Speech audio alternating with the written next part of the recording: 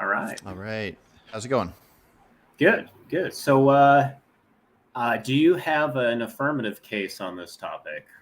Like contentions, like ready to go? Like you know your definition that you have is the right one, and you're going to Yeah. prove it to me. Is that kind of Well, so how far you went with this, or what were you thinking? I Yeah. have my definition. I made a few notes on reasons for thinking it's better than the other one, or at least something like it is. I can go over that, or I can let you try to go the other route, and you explain to me why you don't like mine. Either way is good. I'll let you start because I do have questions for you, but I'll Yeah. at least let you explain to everybody what your position is on it. Yeah. Yeah. So, For sure. And I didn't plan this out to be, I mean, I knew we were calling it a debate, but I did not plan on it being, yeah, anyways, anything too formal. So, yeah, I'll go ahead and I just put out my definition today, made it available for anybody that wanted to see.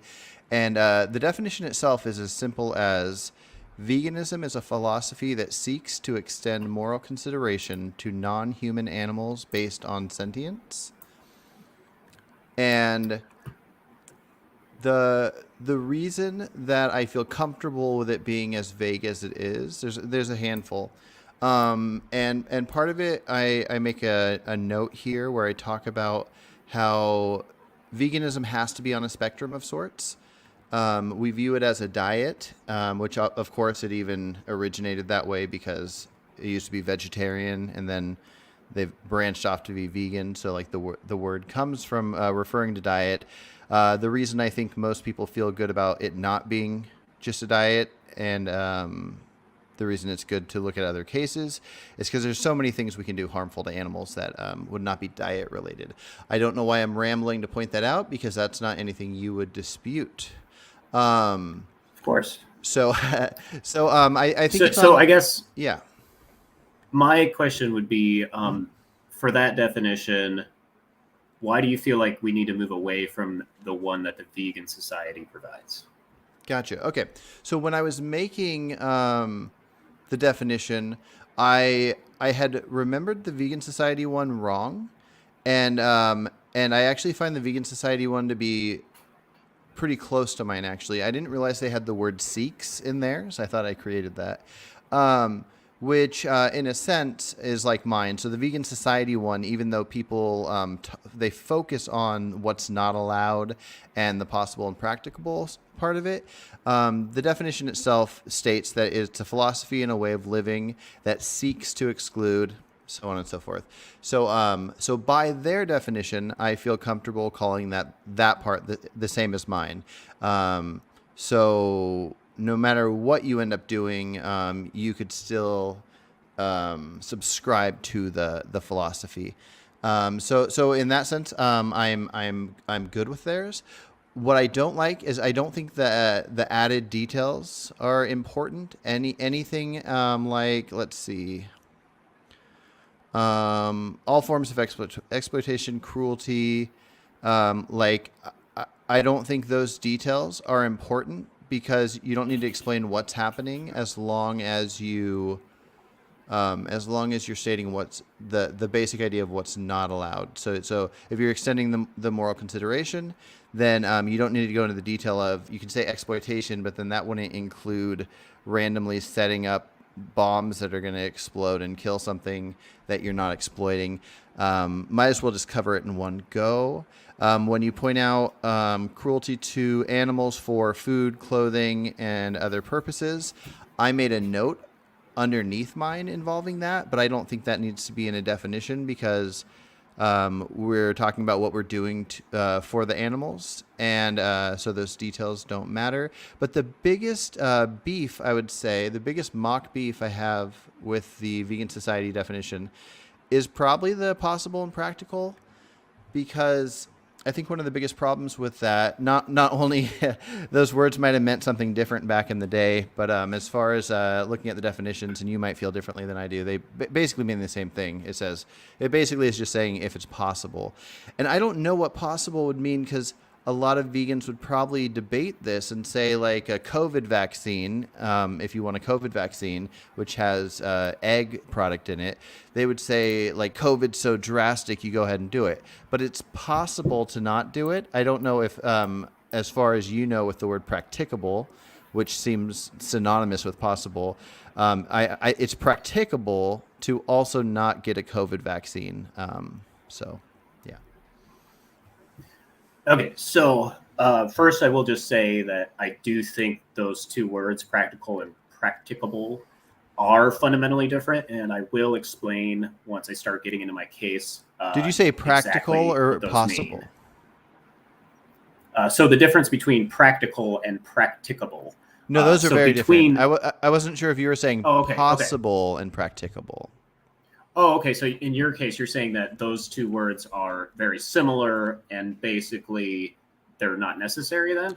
Yeah, Or you're not. so the Vegan Society definition says exclude as far as possible and practicable, and anywhere I could find any form of definition, whether it's Oxford Dictionary or Merriam-Webster's, they are synonymous. Those two words essentially mean the same thing. I don't know if we have a case of in the 50s. Actually, those were added in 88. So I don't know if in the 80s, practicable was a more popular word that was used to mean something slightly different.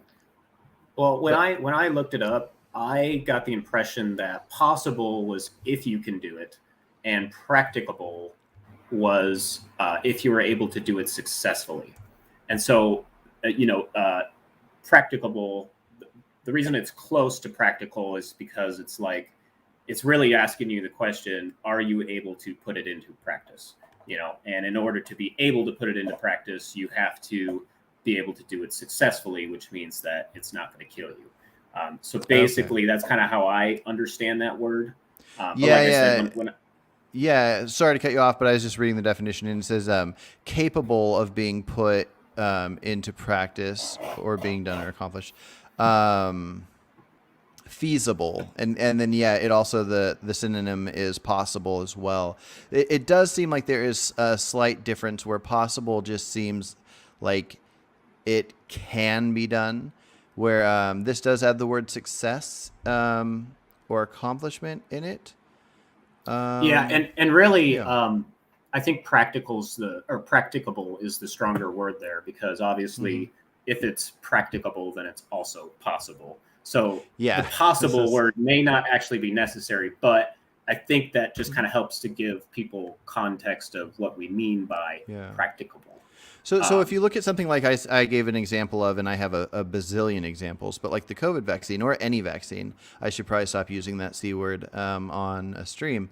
But able to be done or put into practice successfully, is that is it practicable to not get the vaccine? Can you successfully exist without the vaccine? So I don't know. well, I guess we have to be clear with our question. So if Yeah. you're asking, is it practicable to live in society without the vaccine? Mm-hmm. I mean, you could do it, Mm-hmm. and you could do it successfully. That doesn't mean it's right, you know. Yeah. So like, so they're different questions. I Mm-hmm. guess. So to answer your question, yes, it is practicable, but that doesn't necessarily entail whether it's right or wrong. Just because Gotcha. you practically can doesn't that doesn't mean that word has anything to do with the moral obligation, so to speak. Um, Hmm. and I feel like that in the definition of veganism, what we're talking Mm-hmm. about is um, when we're talking about seeking to exclude, we're doing that with the qualifier that it's practicable to do. So somebody else Mm-hmm. in your same situation is also able to do it in practice without dying, essentially. And so essentially, when I get into my case, we'll go through this T by T by T. I don't Yeah. know if I can share my screen with you, but I do have some stuff written that I'd like to share. Um, Yeah, you but can. if you have anything more on why we need a new definition, because I would like to convince you that we don't. I would like to just Yeah. basically when I bring my case up and I tell you like I'm gonna make the case for veganism, Mm-hmm. which obviously I don't need to because you're already doing it. But basically, like Mm-hmm. if I make the case to you, I think you'll understand why the definition is what it is. Yeah. And I think it's a very useful definition because when it comes to talking to people about veganism and having them understand what it's all about, I actually think like as I was reading through it, I was like, wow, when they came up with this, they really covered their bases. Like they Mm-hmm. were really watching out because you're going to run into several different types of arguments, and at some point the argument is going to have nothing to do with veganism anymore. And so that's when we need to be able to recognize like, hey, you're asking me an ethical question here, but it's not within the scope of whether or not it's vegan. So that question no longer would apply.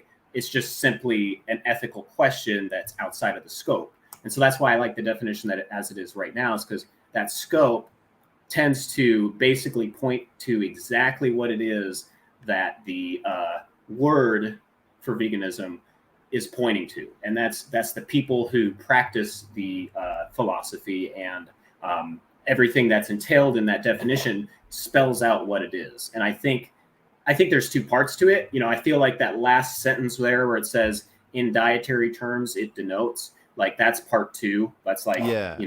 Well, I would like say if even Google before then, can we agree that after the word animals and before for food and so on, that it can be left out? So I'm putting in chat here. I feel like this is all that's really needed. The exploitation of and cruelty to animals. Any details about clothing or food or any other purpose which would add everything else. I feel like it's just a notation for what the main focus is. Extension promotes development, animal-free alternatives. You don't need to know that the alternatives are going to exist. They had no clue what was going to exist today. And then humans and environment, that's all bullshit, right? We're basically I don't think deciding. it is. I don't think it is. Really? Okay. Okay. I'll explain why. I think Okay. I think both of those are relevant, even though they may not be the main focus. They're still relevant. And Okay, cool. as far as the part after where you say or all forms of exploitation and cruelty to animals for food, clothing, and any other purpose, and by extension, maybe you don't. Maybe you can put just like any purpose and just like call Yeah. it good. But basically, Okay. I think it's fine the way it is. Like when people Okay, read well, here, that, let me throw in a couple of my thoughts off the top of my head. I mean, I probably have a handful of counters to the things you're going to say, but if you wanted to hear a little more of what I had, and then I'll let you just go into yours.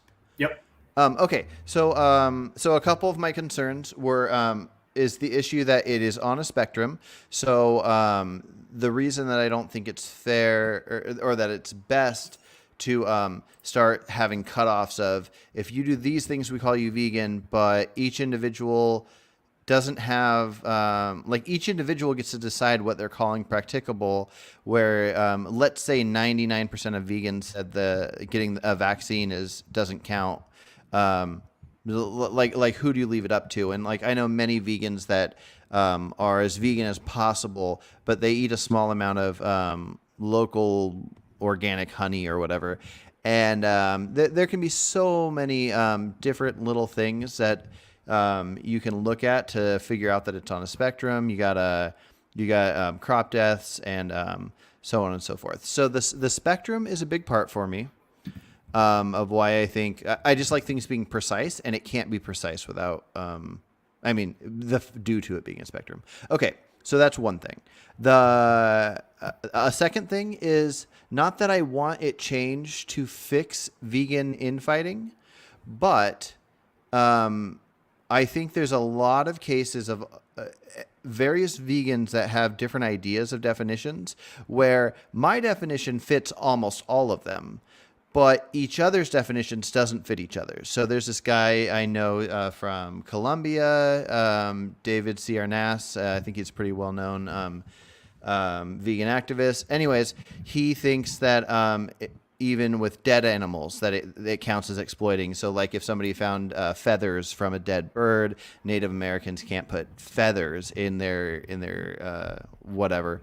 And roadkill, not that anybody really wants to eat roadkill, but for the philosophical side of things, he says that even if it dies of complete accident, getting hit by a car, that you're not vegan. If you even claim that roadkill's fine, you're not vegan. And so this idea of all these vegans going around telling people who is and who is not vegan based off ideas like that, I can't tell you the amount of people, very well-known people on YouTube that are vegans that have called me not vegan, and I've seen them call tons of people not vegan. This really nice guy named Cliff Grant has told me I'm not vegan like 5 times. And I don't consume any animal products. I don't purchase anything ever tested on an animal, and I advocate for veganism. And I'm probably the most vegan person I know. And so anyways, that's, I'll stop rambling about that, but that's one of my one concern I have that this definition alleviates. And then my third note I made here would point out that a lot of things depend on if people care about a health aspect of things. Oftentimes this comes in just with hypotheticals, but one concern I have is I don't know how you stand on this, but like for me, if humans were carnivores, I wouldn't just sacrifice my life the way vegan gains would. I would eat what little bit of animals I had to eat to survive. And so same thing would go for my health. So when the Vegan Society started and got put together, B12 didn't even exist yet, like what it was. Nobody knew what it was. Now we know, and even though there have been some issues with like pregnant women giving birth to many kids that were deficient in some issues, we now know that if you do it right, we have supplements and everything's fine. But if we had a hypothetical situation where B12 could not be gotten from a supplement, and you had to like consume a small amount of something, let's say somebody had to eat like 1 fish a month or something to get B12. Luckily you can get it bivalves, but just talking hypothetically. I think a definition should be able to cover anybody that would be vegan, that would be a person that would sacrifice their own health versus somebody that wouldn't. Because I wouldn't sacrifice my health, but I would very easily go the rest of my life never consuming an animal. But if I needed to for my own health, I would. And so if a definition kind of treats it as if health doesn't matter, I find that complicated. So anyways, I'll put it over to you. Gotcha. Okay, so before I get to my case, I will just test this a little bit, right? Yeah, so for sure. I do want to cover. Oh, hold on. What was it? So this point about people calling each other not vegan because they're not vegan enough, right? So what I like about the current definition is that you can point to it and say, well, I'm vegan by definition. And that's the end of the story. I mean, see, the point of words is to be able to use them in such a way that they have very clear meaning. Because when you start to stray from the original meaning of the word, you really just start to lose what it is. Like with, somebody calling somebody not vegan, they have to be able to point to what part of the definition, are they not embodying as a vegan, or claiming to embody that they're actually not.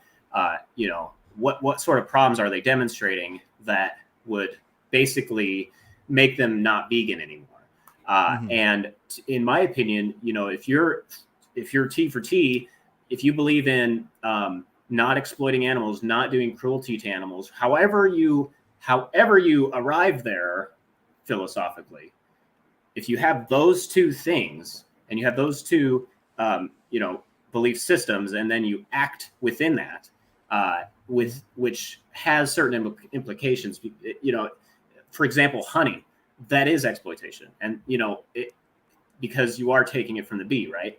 I mean, it's not ours to take. We're gaining an advantage from them, and so in that case, I would say, by definition, that's not veganism because it's not. It is It is exploitation. And that's not to say, if they don't eat any other animals, at all, like honey is the only thing, then what I would say about that is that that person has a lesser degree of moral imperative, which they are obligated to act on. So their imperative is not as like as much as a great type of imperative that would be like it's not signaling the same amount of harm, suffering, the things that we value as somebody who's like truly non-vegan, not consuming any animal. Like there's a much greater moral imperative for those people than there is for the people who eat honey. But that's still to say, by definition, they didn't meet veganism, like because they're still doing the exploitation part. But you can still look at that person and go, well, hey, they're way more ethical, right? Because we tend to confuse like veganism as the only ethical position that there is, and I think that's because it's the one with the greatest moral imperative. That in our community we're trying to get other people to see that and try to see their obligation, which actually I will ask you about that in a little bit. But the point is to basically be able to look at our community and go, okay, we're in the moral right. And that is what the position of veganism is really, it's one aspect of moral right, because veganism doesn't talk about like, oh, you're not allowed to, I don't know, lie to somebody. I mean, say you just tell white lies because, and you don't gain anything from it. It's not exploitation, by the definition, but you tell white lies and like, then, somebody believes your lies and then, they start acting like a fool and they embarrass themselves. Like there's nothing vegan about that question, but there's still an ethical, question there. Like, should you do that? Right. And you can still say, no, you shouldn't do that. And you can qualify that with whatever value you're appealing to and basically substantiate your moral reasoning and then, get them to act differently. And that's the great thing about humans is that, we have this moral agency where we have a responsibility to look at our actions and determine whether they're right or wrong. And veganism is one way of doing that. It's definitely one that I would say it's a moral obligation that, the humans on this planet ought to be following, as it is worded right now, because it already accounts for kind of some of the problems that you can, come up with against the position. So with that said, there was just a couple questions I wanted to ask you just to make sure. Do you prefer to ask those questions first, or would you like me to counter some of what you said? Go ahead. Yeah, go ahead. I not necessarily counter, but I have some questions that kind of like line up with what you said. Yeah, but, if they line up, go ahead. Yeah. So if bees, let's say hypothetically, bees made honey and they just left the honey and then they went and ate other things. They just eat, they like hummingbirds. They just like eat the nectar or something from the plant or whatever. But they make this honey and leave it. Is the honey fine to eat if it's left? I would say if they're not using it in any way, then yes, because at that stage, you're basically not gaining from them. Like you're not actually exploiting if they're not using it. Like, so in a hypothetical world, yes. But of course, in today's world, no, because they do eat it. Gotcha. So yeah. And the exploiting is the fact that they made it, not the fact that they need it. Well, I feel like the fact that they would normally go to eat it, whether or not they need to or they don't need to, like, you can always put sugar or whatever and let them eat that. But if they normally eat it and you're taking it from them and then you're replacing it with something that you don't want, well, now you've gained from them and they basically lost. I mean, even if they don't lose, you're still gaining from them and they still would have eaten that. So you still took it away from them. You still exerted some sort of force or control Yeah. over the situation to extract it. I'm just trying to figure out how much of it is connected.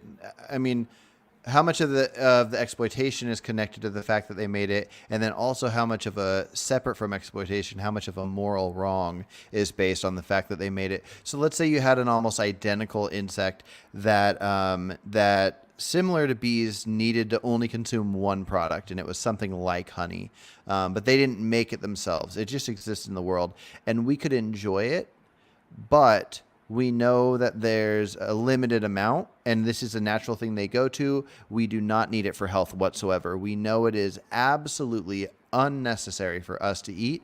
We don't need to call it bad for us. We don't need to call it good for us. We just, like, humans would never need this thing. But if we consume it, then we can just magically know that more of this insect would die. I don't think this would be exploitation, but would it be considered similarly wrong? It depends, because if we're asking the question about whether or not something's right or wrong, we have to be able to first appeal to something, a value that we have, to be able to make the argument that it's right or wrong, and then also substantiate that with logic and reason and evidence. So, gotcha. For Okay, example, so if we understood, sorry to cut you off, but I just want to see if I can clear it up really quick. If we understood scientifically that this is what this animal needed, this insect that was sentient needed, and it's what it would consume. We observe them, we see that they don't eat anything else, and then we could just recognize anytime we take any, more of them die quicker. Then would it, if we did not need it, would it become immoral to take? there's definitely a scale there. So, like, at a certain point, when you're impacting, that species to great degrees, where you're basically genociding the entire species, definitely it's immoral. You know what I mean? And then, uh, and that would be because they still, you know, what on some level they're here on this planet. If there's no reason for us to take it, why are we humans genociding a species just because we're taking the thing that they need? Yeah. And then if we don't genocide them, and we just take a little bit, and like 10 bees die, then it's like, I mean, what's the imperative there? I mean, what's my moral obligation to them? Because if we're looking at our actions as right or wrong, if I don't need it, then it's very hard for me to make a moral case that I'm justified in taking it. Like, if it's something that's like, I'm actually going to eat it, like a plant, and some other animal would have eaten that plant. Well, I need to survive too, so therefore it's morally justified. But as far as whether or not, is it ethical? On some of these gray cases, you can argue either way, and sometimes you can have multiple right answers. Okay. But other times it's very clear what the right answer is, such as in the case of veganism. So that's Gotcha. kind of what my answer to that would Okay. be. Did you have any other follow-ups on it? Yeah. The main thing, and I'll just make this quick, and you don't even have to reply to this one, but just so you can know kind of where I'm coming from. Like with how quickly you said that the honey fits into the exploitation, and therefore not vegan if you consume any honey. I just feel like this is where the spectrum comes in, because if you have this other insect like the one I just described, or something even a little further away but not too far away, which is something like crop deaths, where now that's crops that we need to consume. So I agree with you, like we can protect our own crops and whatnot.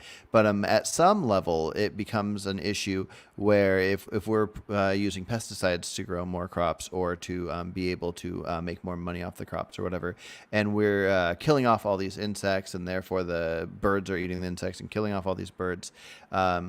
When we start to look at it and break it down and figure out, okay, well, are we overeating these products, or are we consuming too many calories, considering the fact that it's killing something to get the calories? I don't mind if somebody wants to be overweight on their own, but if being overweight causes more deaths, then we kind of have an issue with something similar to these made up insects that I said that are like bees, and then we start having an issue where I think it's perfectly fine, like a beaver, to knock down a tree to build our own shelter. But at what point is our shelter so big that we clearly do not need it to be that big that too many things die that it becomes not justifiable? So I guess if anything, if you were to convince me that we need the current definition, I would want even more stuff added to the current definition to where it's not just exploiting and it's not just cruelty. Unless maybe we can just get to the point where we agree that what most vegans don't call cruelty, maybe me and you will call cruelty, which would be some of these examples I'm giving. So anyways, yeah, go on. Okay, so I think we will touch on those things as we get through my case, because I know you'll bring them back up as a rebuttal. Because I'll start getting into the crop deaths and stuff like that for you, but I'll kind of save that for the end. But sure. I did want to ask you a couple questions on your stuff here. So why did you strip away the way of living part from the definition? I did see that it's further down in your piece of or your page, but I'm curious as to why it's now just a philosophy. Mostly because the spectrum. Okay, so and by spectrum, is it safe for me to say that's like the gray area? Like the gray around the edges, that's like unclear whether this is vegan or not, kind of thing. Yeah, I mean, it's mostly referring to that, but I mean, you could fit in various different things. Like I would like to have somebody like Peter Singer in our group. He can sit with us. If he says something like, well, if we figure out the perfect amount of hectares to fit these chickens where there's all this grass, that consuming their egg, or if somebody has like a backyard chicken that they don't share the news that they have them, but they rescued them from someplace, and the chickens lay these eggs, and the chickens don't want to consume the eggs themselves because of nutrients or whatever, and then somebody consumes that egg. I would say there's always various things that some people would say are vegan or not vegan. So yeah. Due to the spectrum, I find it complicated to say that there is a way of life that is detailed and necessary for why I think veganism should exist. Okay. I'm going to hopefully prove you wrong when I get to my stuff. So I'm hoping I have more questions though. Yeah. So what do you think, or I'm sorry. Why do you think that moral consideration is all that's needed to be vegan? Like, I guess you kind of answered that, because it sounded like, maybe with like Peter Singer, you want him to be included on it. But why is no longer a requirement not to consume animal-derived products vegan? Like, why are you now? Because by your definition, aren't you essentially saying like, all you have to do is extend the consideration? It doesn't actually matter, it does matter. You have to be able to justify it, but that's what you're saying is if you can justify it, then all of a sudden now you're no longer held to the obligation of not eating animals. Is that fair to say? Yeah, so I was watching a Joey Carbstrong video today that I didn't like, but it's all right. The main thing is he pointed out that hopefully in the future when everybody goes vegan, the word vegan won't be needed anymore. Like that, like the idea of the philosophy won't be needed anymore. And I think a concern that seems to pop up is this idea that if you make the word kind of pointless, then what's the point? And I feel like the goal is to get the world to do this thing, and to have this philosophy, we want it to be something that's like that. I'm trying to figure out the best way to word it. So I wouldn't want to change the definition just to get more people to be good, just to get a good outcome. If changing the definition, I knew we would like instantly have less animals harmed and killed. Okay, well, maybe I'd do it. But I like to think that part of me would stand strong on not doing it for that reason.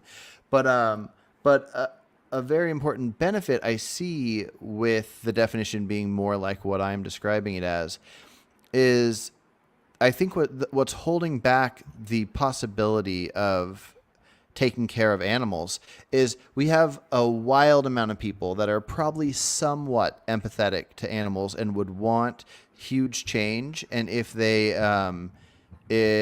were with us long enough, working with us and talking with us and wanting pigs not to have their tails cut off and their teeth cut out, then they'll probably completely go 100% over. But we have this group that we are basically just saying, you got to be exactly like us, and even if you are exactly like us, we're gonna fight a bunch about it. But you have to be exactly like us, and if you're not in our group, and you don't get to talk with us about changing laws or anything. We're gonna keep our group as small as we can, unless you will do the perfect thing at the perfect moment. And to me, the idea of having a philosophy that's about extending moral consideration to animals and viewing animals as not just a resource, viewing animals as these things bleed and can suffer and can most likely want to keep existing, that anybody that agrees with this and wants to extend consideration to them, this is the philosophy for you. Now, I could make up a new word and call the philosophy that does this something else like bloop blop. But veganism is so much basically that already that I really just think it was an error in definition in early years. So, yeah, hopefully that answered it. Yeah. So I guess my question to that is like, if we want to have people consider animals morally, then how is it that simply by getting them more involved with us and talking with us and actually, we stop the infighting because now we're no longer calling each other not vegans. How does that actually bring us closer to what I would say is the goal is to end animal agriculture? Would you agree with that? Yeah. I think it would help tremendously. Well, so first of all, it would make us like, so I got a good friend on here that hops in all the time. Her name's Wendy, and I met her through this channel, and she was not vegan at all, but she was very she cared about animals and thought about being vegan. But she's never met a nice vegan, she says, until she met me.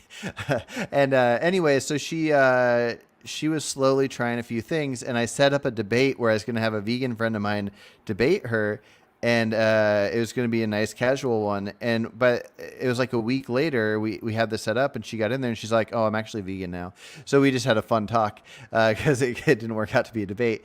And then like a week later, she said that she was like 95% vegan because she decided as of now she wants to eat a little fish.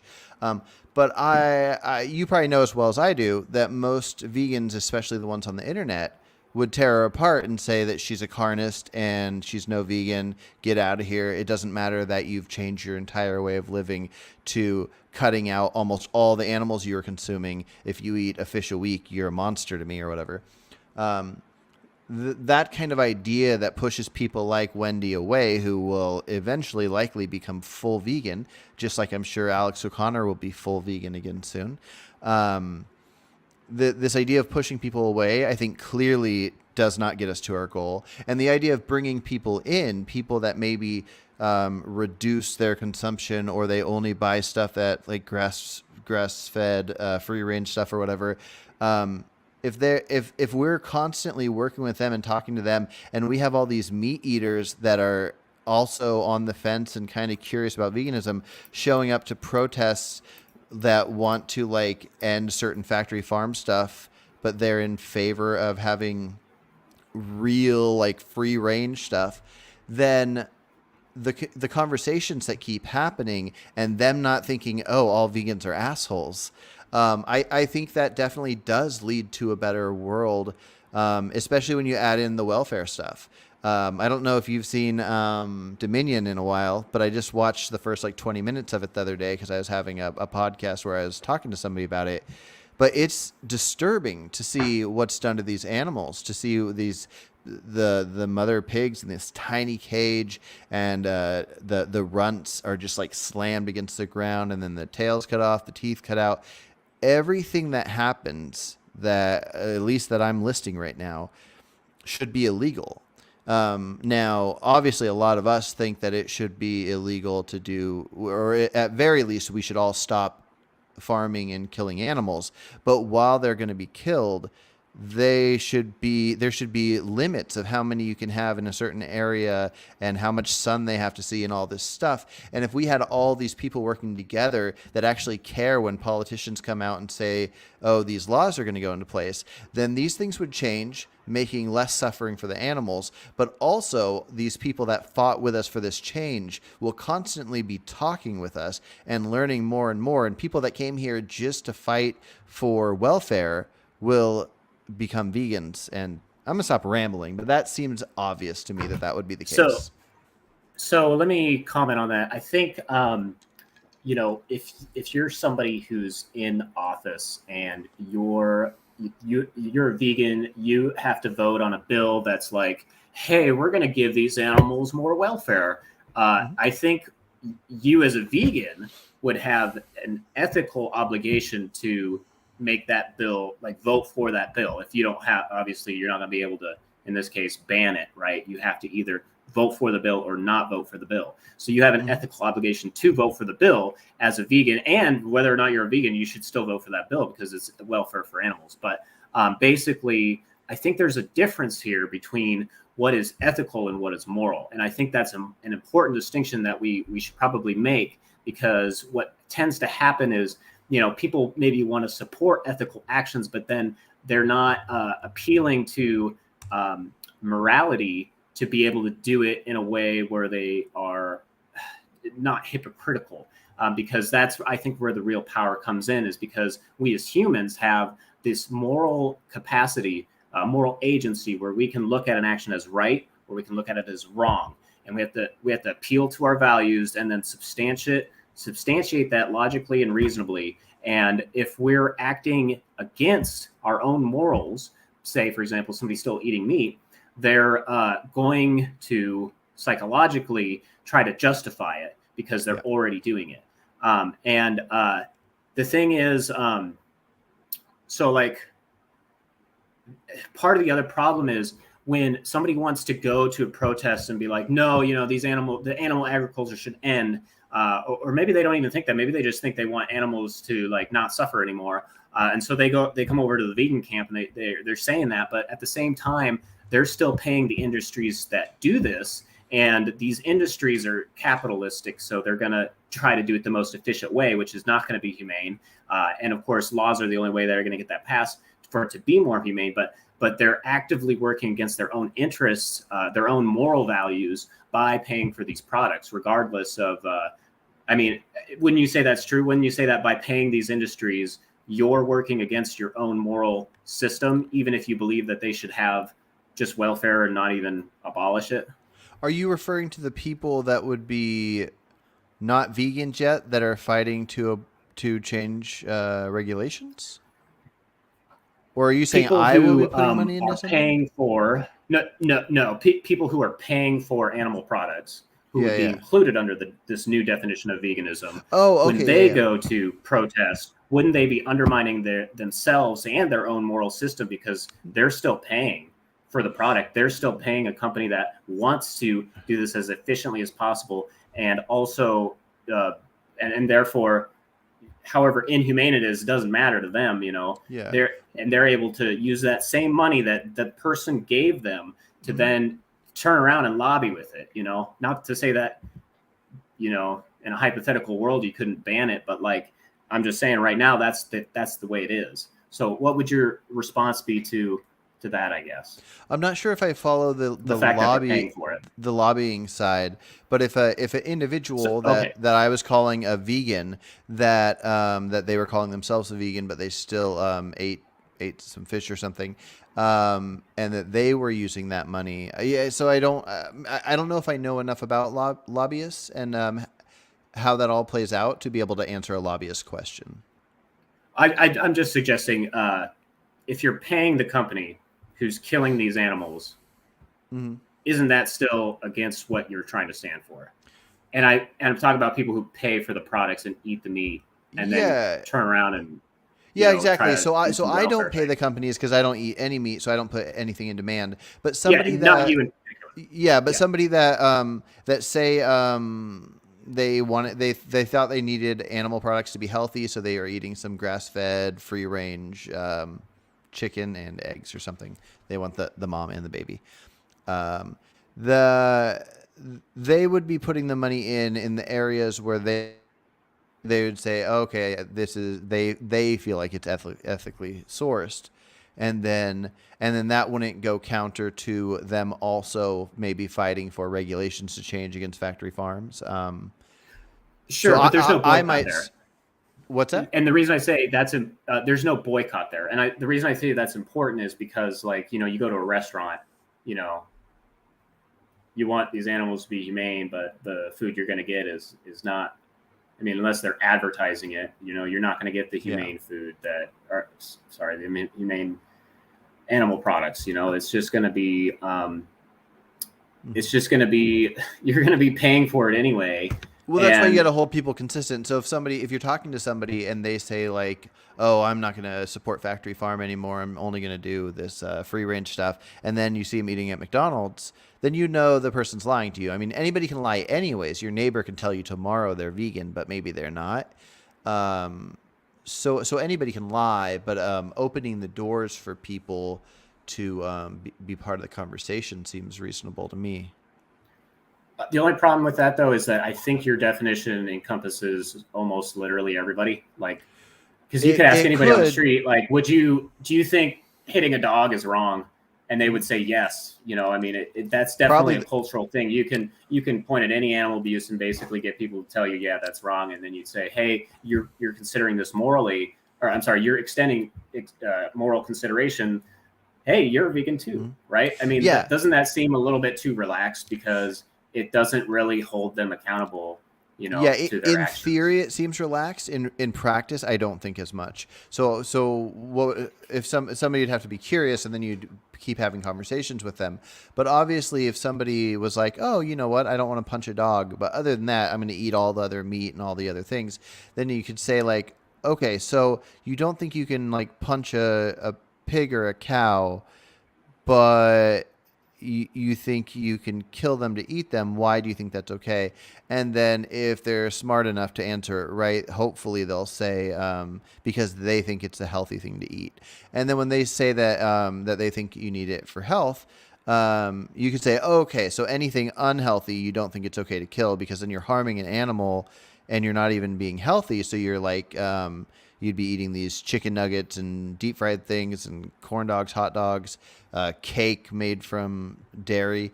And if they're going to say that you shouldn't be able to punch a pig in the face just for fun, then there's no reasonable way that they can say you can eat these unhealthy things. And even Garland Farms, in that talk I had with Michael, I don't know if you watched that whole 3 hour thing, but Garland said that it I would did. be okay. He said it would be immoral to eat anything unhealthy because the harm it causes. He just happens to think crops cause more. So yeah, and I think that that's a perfectly fine type of person to have under veganism. But nobody's just going to be under veganism for fun. They could do it right now if they wanted. Like the anti-vegans could just be like, "Oh, I'm a vegan," and they're not really. And so anybody that would say, "Oh, I'm a vegan because I care about dogs but no other animals," then it's either going to lead to sweet, you get a conversation with that person, and if they're just trolling, they're trolling, so they're out. But if somebody's like, honestly, if they are convinced 100% they need to eat animals to be healthy, but they're willing to say like they're not going to eat unhealthy stuff, or if they're going to say I eat unhealthy stuff, but it's because I'm addicted and I feel ashamed and I want to keep hanging out with fellow vegans to get over my addiction of. But honestly, if it wasn't for addiction, there probably the world would be vegan right now. But yeah. So let me ask you this then. So to me, it sounds like if we had that definition, that we would have problems because we would kind of run into a situation where, we couldn't actually identify where people were vegan or not. Wouldn't that kind of give us a bigger problem of spectrum, so to speak? Like, the spectrum that you were talking about earlier, wouldn't our spectrum now be like way massive because Yeah, let's play it we're out. What? Okay, so if most vegans will say that veganism isn't a diet, right? And so when you go to a restaurant and you're looking for vegan food, it's not like, oh, this is a philosophical food. It's food that doesn't use animals. So even if some people that are under the vegan umbrella eat certain animals, if they're asking a restaurant what vegan food do you have, they would find the vegan food and then they'd say, and also I eat fish, so I'm gonna eat this thing. So I think it would play out fine there. If somebody goes to the vegan camp out, that'd be great to have what we don't consider vegans now there. That that sounds wonderful to me. Where do you think it might play out that it would be wrong? And you could be right. The definition I put up today was different like 3 days ago, and I'm very open to change, and I like to talk to people about stuff. And I like your thoughts so far quite a bit. So yeah, my real core of this is to basically say the definition you're providing doesn't actually have anything that's a moral obligation for the individual because uh, you're just describing it as a philosophy that seeks to extend moral consideration. And it's great and all when people consider animals, but like then when somebody's like your example of somebody using it for health, I eat one steak a month to be healthy. I I can see in a hypothetical world where if you are a carnivorous person, so your talk with Vegan Gains on this, like if you're a carnivore and you have to eat meat, or even if you're not a carnivore, but you're like an omnivore and basically you're still required to eat meat, then the whole point of veganism it's going out the window. Like it's basically you can't you go back 100, 200 years when they didn't have maybe go further than that. When they didn't have grocery stores where you just pick what you wanted to buy and you really had to rely on I don't know your tribe or whatever. There's you don't have the option. It's not practicable for you to be vegan, right? yeah. So Well, hold on one sec. Can I cut you off and just counter something real quick? Sure. You pick a random number of how many vegans you think might exist, and it does not have to be accurate. Just pick any random number. Let's just say 1 million. Okay. So imagine there's exactly 1 million today. And then if tomorrow my definition goes into place, and let's ignore all the new added full-on vegans. Let's just say that there's 500,000 that are partially vegan and they eat some meat or whatever. The reason I don't think there's any problem, unless you're concerned that current vegans will go, oh, there's not a definition that makes me feel part of a cool in-group, I'm going to start eating meat. Unless you're concerned about that, there's no downside because the vegans that are vegan that are all like, I'm not going to consume any animals. I think that's gross. I don't want to harm any. They're still not harming any. But then you have this new added benefit of the people that are harming a lot less because we can actually have conversations with them.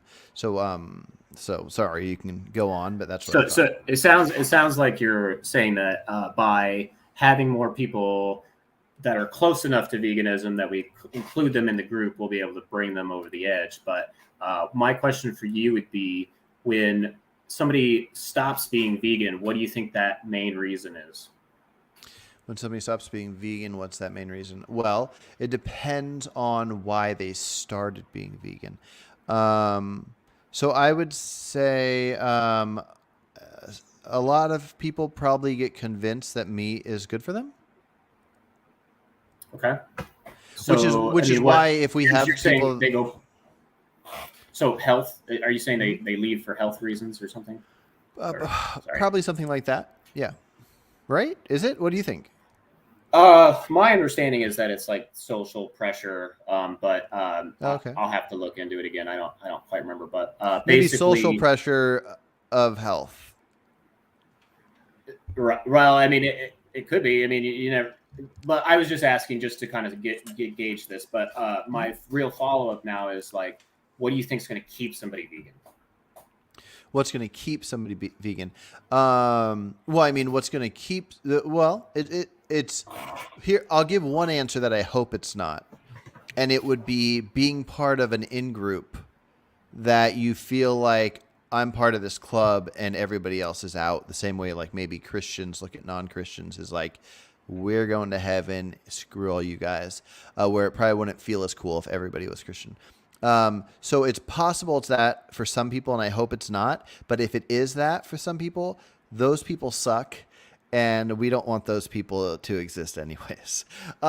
So I would say what the good right answer, which is hopefully for most vegans, is what's going to keep them vegan is because they are empathetic and they were able to get over their addiction. And so hopefully they would continue it. So they're empathetic, and do you think that leads to them establishing veganism as a moral for themselves? Yeah, I mean, I hope so. There's probably some wackadoodle vegans out there that not so much. But do you think that's the kind of the reason why people, when they go vegan after they've gone vegan for enough time, that's what keeps them there? Do you think that would be true? I think so, and I hope so. Is that the case with you? Oh, certainly. Yeah. Okay. And that's kind of what my case is going to be on is that moral obligation and why it's important. Before you go on, I haven't been reading comments, and I kind of feel bad, but I mean, we're doing a debate type thing where we just don't need to read comments. But I've been glancing at them, and I'm glad all you guys here are watching. I did want to read one though, if you're cool with that, Go for it. because I think I got misunderstood. I want to make sure that I'm at least not misunderstood by you. But Michaela Erickson said, corporations are not going to change because people talk about how animals should be treated. As long as they're being paid to do it, they're going to continue doing it. And I just want to make sure that it was understood that my want was that if more people, if vegans and meat eaters that are empathetic when it comes to animals all talk together, the conversations are what lead politicians to put something on their list of what they're going to take care of, and then hopefully if they want to get reelected, they try to follow through with those things, and that's how change is often made. And so anyways, I don't think that it's just magically going to happen based on conversation. I think that's just the way it would go. But yeah, anyways, go on. And I had a couple more things on your case here. So I wanted to get your perspective on the optics to non-vegans who use the word vegan. Do you think that they would be confused by seeing somebody like who calls themselves vegan and then eats steak once a month? Yeah, I think one good benefit would be it would lead to conversations where the person would like explain, like, you know, for me, I'm making sure I know where it comes from. It's grass fed. It's my neighboring farm. I've done my research and I feel like I need this for health. And they explain that, and then somebody else might show them a study that makes them rethink it, and hopefully, if the study is right, which I think it is, and I've been fine, if the study is right, then that person will get won over. If they're not won over, then they're still doing 1,000 times better than they were before, and then better than most meat eaters. I guess I don't care about the confusion something could lead to, because it seems like the confusion mostly would lead to conversations. And I think the only way we're going to get the world to go vegan is if we continue to get study after study and health organization after health organization showing that you can be perfectly healthy on it. And if we can't prove that to others through studies and through them feeling good trying it out, then we're not going to win those people over anyways. So yeah.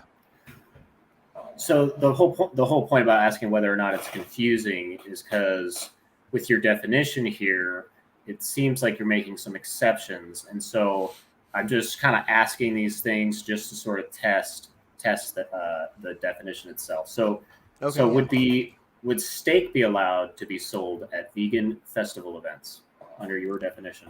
That's good. I'm glad we're having this conversation. I've thought about a lot of this to certain degrees. I have not thought to that degree. So no, similar to at a restaurant, the list of vegan things would be the list of whatever the standard, what's usually defined by the Vegan Society as a strict vegan diet. Um, Now, someday people might factor in something that a good friend of mine has vegan talked about this today, where it says like calories at a restaurant. Someday it might point out on all the plant based stuff the amount of harm caused with like crop deaths and this and that and the other.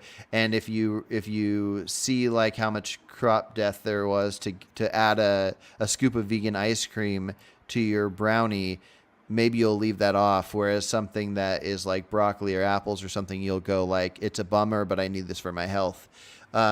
So even though crop deaths is not factored in when people talk about vegan food, there's kind of a standard of the food you're getting does not have animal products in it. So if you have a vegan event, like a vegan camp out or something, then my guess would be it would be reasonable to say that these products here do not involve animals, even if some people that are vegan consume animals. Okay. So what would you think if you were non-vegan and you're walking down the street and you see vegans protesting, for animal rights on one street corner, and then you keep walking and you see these other vegans with their own banner that they have steak. They have steak. Would you just not? Is this not confusing? Like, I mean, is it not like? Would not the optics of veganism stray from its moral position? Because don't you think will always be Go ahead. confusing? How often do you go to a family event and people think you don't eat gluten because you're vegan? Well, I haven't had that. No, there's definitely, when you tell people veganism, like they confuse it with vegetarianism, a lot of the time. But I think at some point vegans will outnumber vegetarians, and then they'll have that problem. We won't have that problem anymore. Right. But yeah, no, I think there will be some confusion. But again, so far it seems like most of the confusion will lead to conversations, and the confusion will mostly be by the people that aren't vegan. So I mean, it's already the people that don't give a shit and that we haven't won over yet. So I would just say you should probably have a part 2 on your definition that is like in dietary terms, this denotes not eating any animal products. I mean, or something to that effect, just because if you're going to be fair, right? Like anybody could be like, well, I own this vegan restaurant here. But now I think steak's healthy for me. I'm going to eat it once a month. I'm also going to put it on my menu, and they're still going to brand themselves as vegan because your definition lets them do it. And I don't think so that they are would even they be a are problem going or to a question. Yeah, so if a makeup is vegan, it's not tested on animals, but it doesn't mean that you can eat that makeup. It doesn't mean that the makeup is a philosophy. So yeah, the word can be used in various different ways, but it becomes complicated. So yeah, veganism itself as a philosophy, which most people don't view veganism, like most vegans, at least the ones that are the loudest, will tell me all the time that veganism's not a diet. They view it as like a combination of philosophy and action, which is nice and all. But the problem is it'll depend on what people are up for. If somebody tries to make an all vegan restaurant and call it a vegan restaurant and they have steak there, they're gonna fail. They will lose in capitalism. Well, Nobody will go. No, they're actually going to bring in all these non-vegans who are trying to go vegan who want to eat that steak, right? Aren't they going to get more because? If they do, then great. But I just don't think they will. I think labeling themselves as vegan if a restaurant won't, then why would the movement? If we redefine it and then start to try and include them, why would it work for one but not the other? Well, because somebody might feel like that they subscribe to a philosophy if this philosophy fits them. But that doesn't mean that anything that would get labeled as something would fit that philosophy. It's like somebody might use vegan makeup, but they're also going to use a non-vegan COVID vaccine. So same thing would go for food. Like I really think crop deaths, although in a sense, it's overrated as an argument for non-vegans. I think it's very underrated as something that vegans look into. I really think we need to look into it further and try to figure out the best approaches for the future and how to understand it. When I first heard about crop deaths, all I thought was some tractors going through to get veggies. The dumb snakes and mice that were too stupid to run away got ran over, and I had no clue that there's a whole bunch of different things like rodenticides and pesticides and crop hunters and various different things. It likely causes a lot less suffering and death than like animal farming. But it's something worth looking into. And so there's always going to be standards that we're going to have to look at, which is why a vegan, like, it'll be nice when there's finally a vegan restaurant that's all vegan food and also every plant was grown at a veganic farm. That'd be badass, but that doesn't exist yet. And so we just got to take what we can get. I think I forgot your question. Sorry. That's all right. By the way, how much time do you have? I'm good. I got till another hour, but I can also get off sooner if you got to get going. So no, I just want to make sure I don't run over. I'm going to try and get all of this in here within the hour. You're 2 hours ahead of me, so it's 9:30 right now. So 10:30, I'd say for you. Yep, that sounds good. So now I'm going to continue down the path that you're talking about here. So. The crop deaths, right? So like, why do you think crop deaths are not, why do you think they go against veganism? Well, they go against let's talk particularly about the rodenticides, right? Because isn't that the one you have the most problem with? It's the one that I think is the best to talk about. Yeah, because I as you might have seen by Garland's funny edited video of me, I currently don't care too much about insects. But yeah, the idea of something at the sentient level of what I assume the sentient level of a rat is consuming rodenticide, which is a poison we put out for them to eat so they don't mess with our crops. They eat it. They slow, painful bleeding from the inside, death. The less slow and painful, the better. So it would be a slightly different story if we were talking about a different form of death. But anyways, the reason I view it as not vegan is, and which is part of the problem for me with, it's not part of the problem with the definition. In the same way that most vegans ignore the word Sikh Sikhs in the Vegan Society definition, vegans also add in this idea of negative rights. Now, I think negative rights is one of the most important elements and probably the most important element of veganism. But this idea that we're not going out and hunting them and farming them, we just are growing our own food. So whatever we do to prevent harm to our food is fine. Kind of blows my mind. So like I know animals, sentient animals are sentient. So therefore they can feel, they can suffer.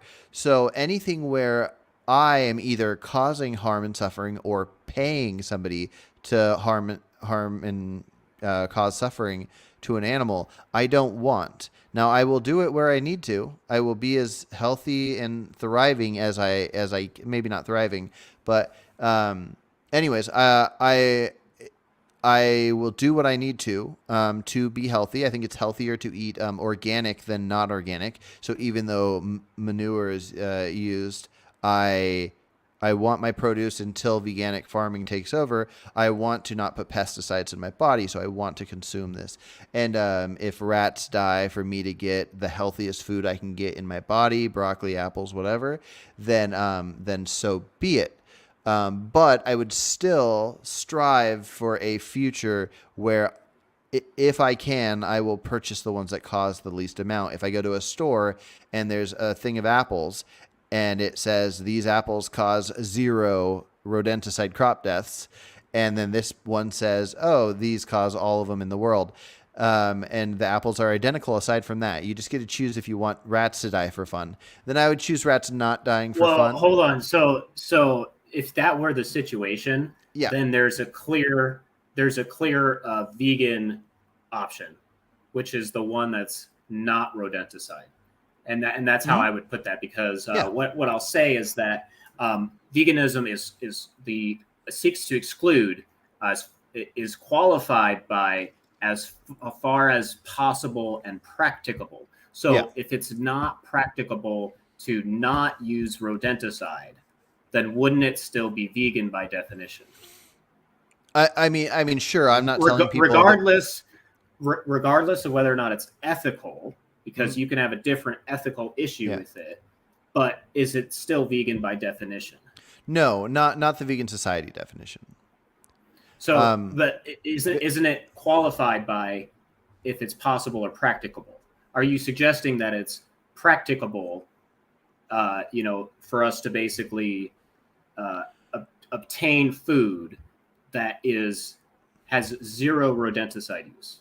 Yeah. So, well, I don't know about zero, but probably definitely less.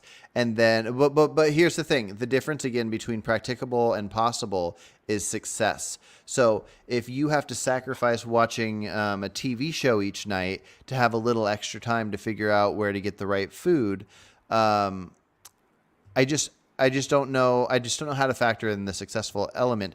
But yes, I'm not going to go tell people they're not vegan because their food caused these crop deaths. I don't know enough about the crop deaths. Hopefully, me and my buddy Michael are going to find out from Garland, who both these guys are in the comments right now. We're going to find out some information, and maybe when more studies come out, we'll find out exactly how much harm is coming to birds and insects and rodents and whatnot from these crops, and we'll figure it out as we go. But not knowing, in the similar sense of if slaughterhouse doors were glass, people would stop eating meat. Not knowing what happens in these crops, but continuing to pay for it to happen, is not much different than paying for the animals to be killed. The only difference is, one, you can tell for sure what's happening. This product actually came from the animal, so it's easier.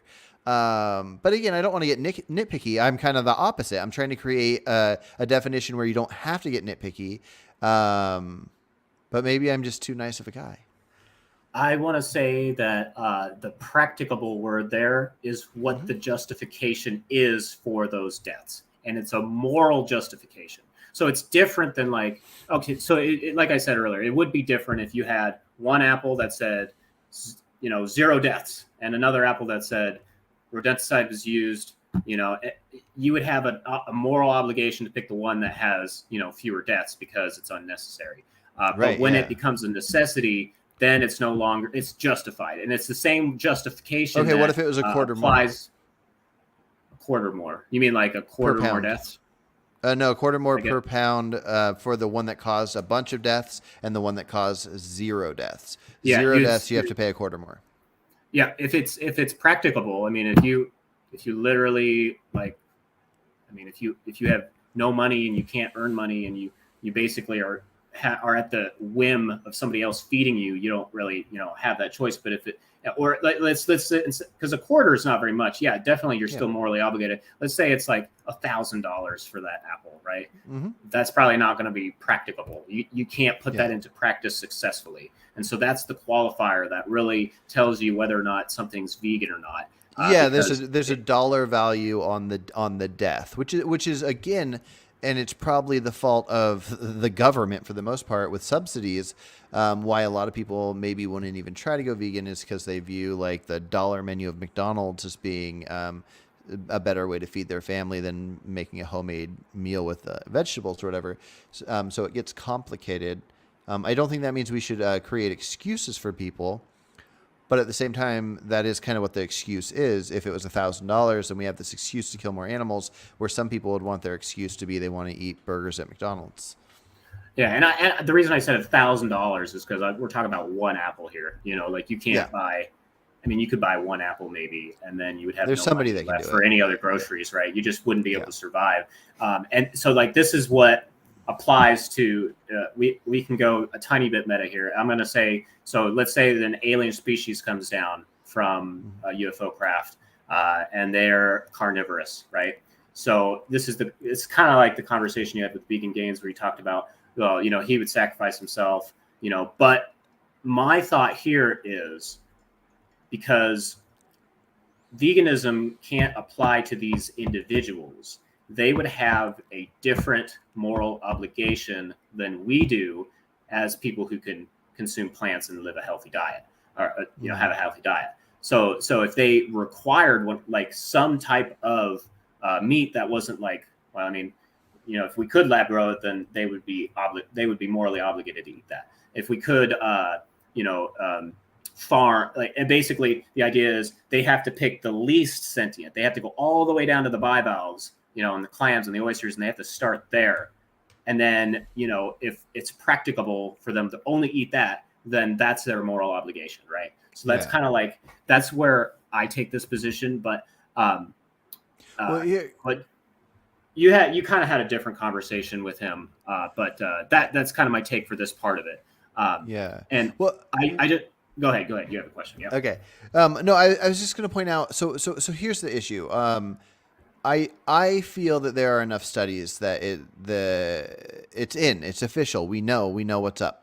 We know that you can be vegan and healthy, but there are a lot of people that don't think so. One of them is named JD Garland, and he's right here.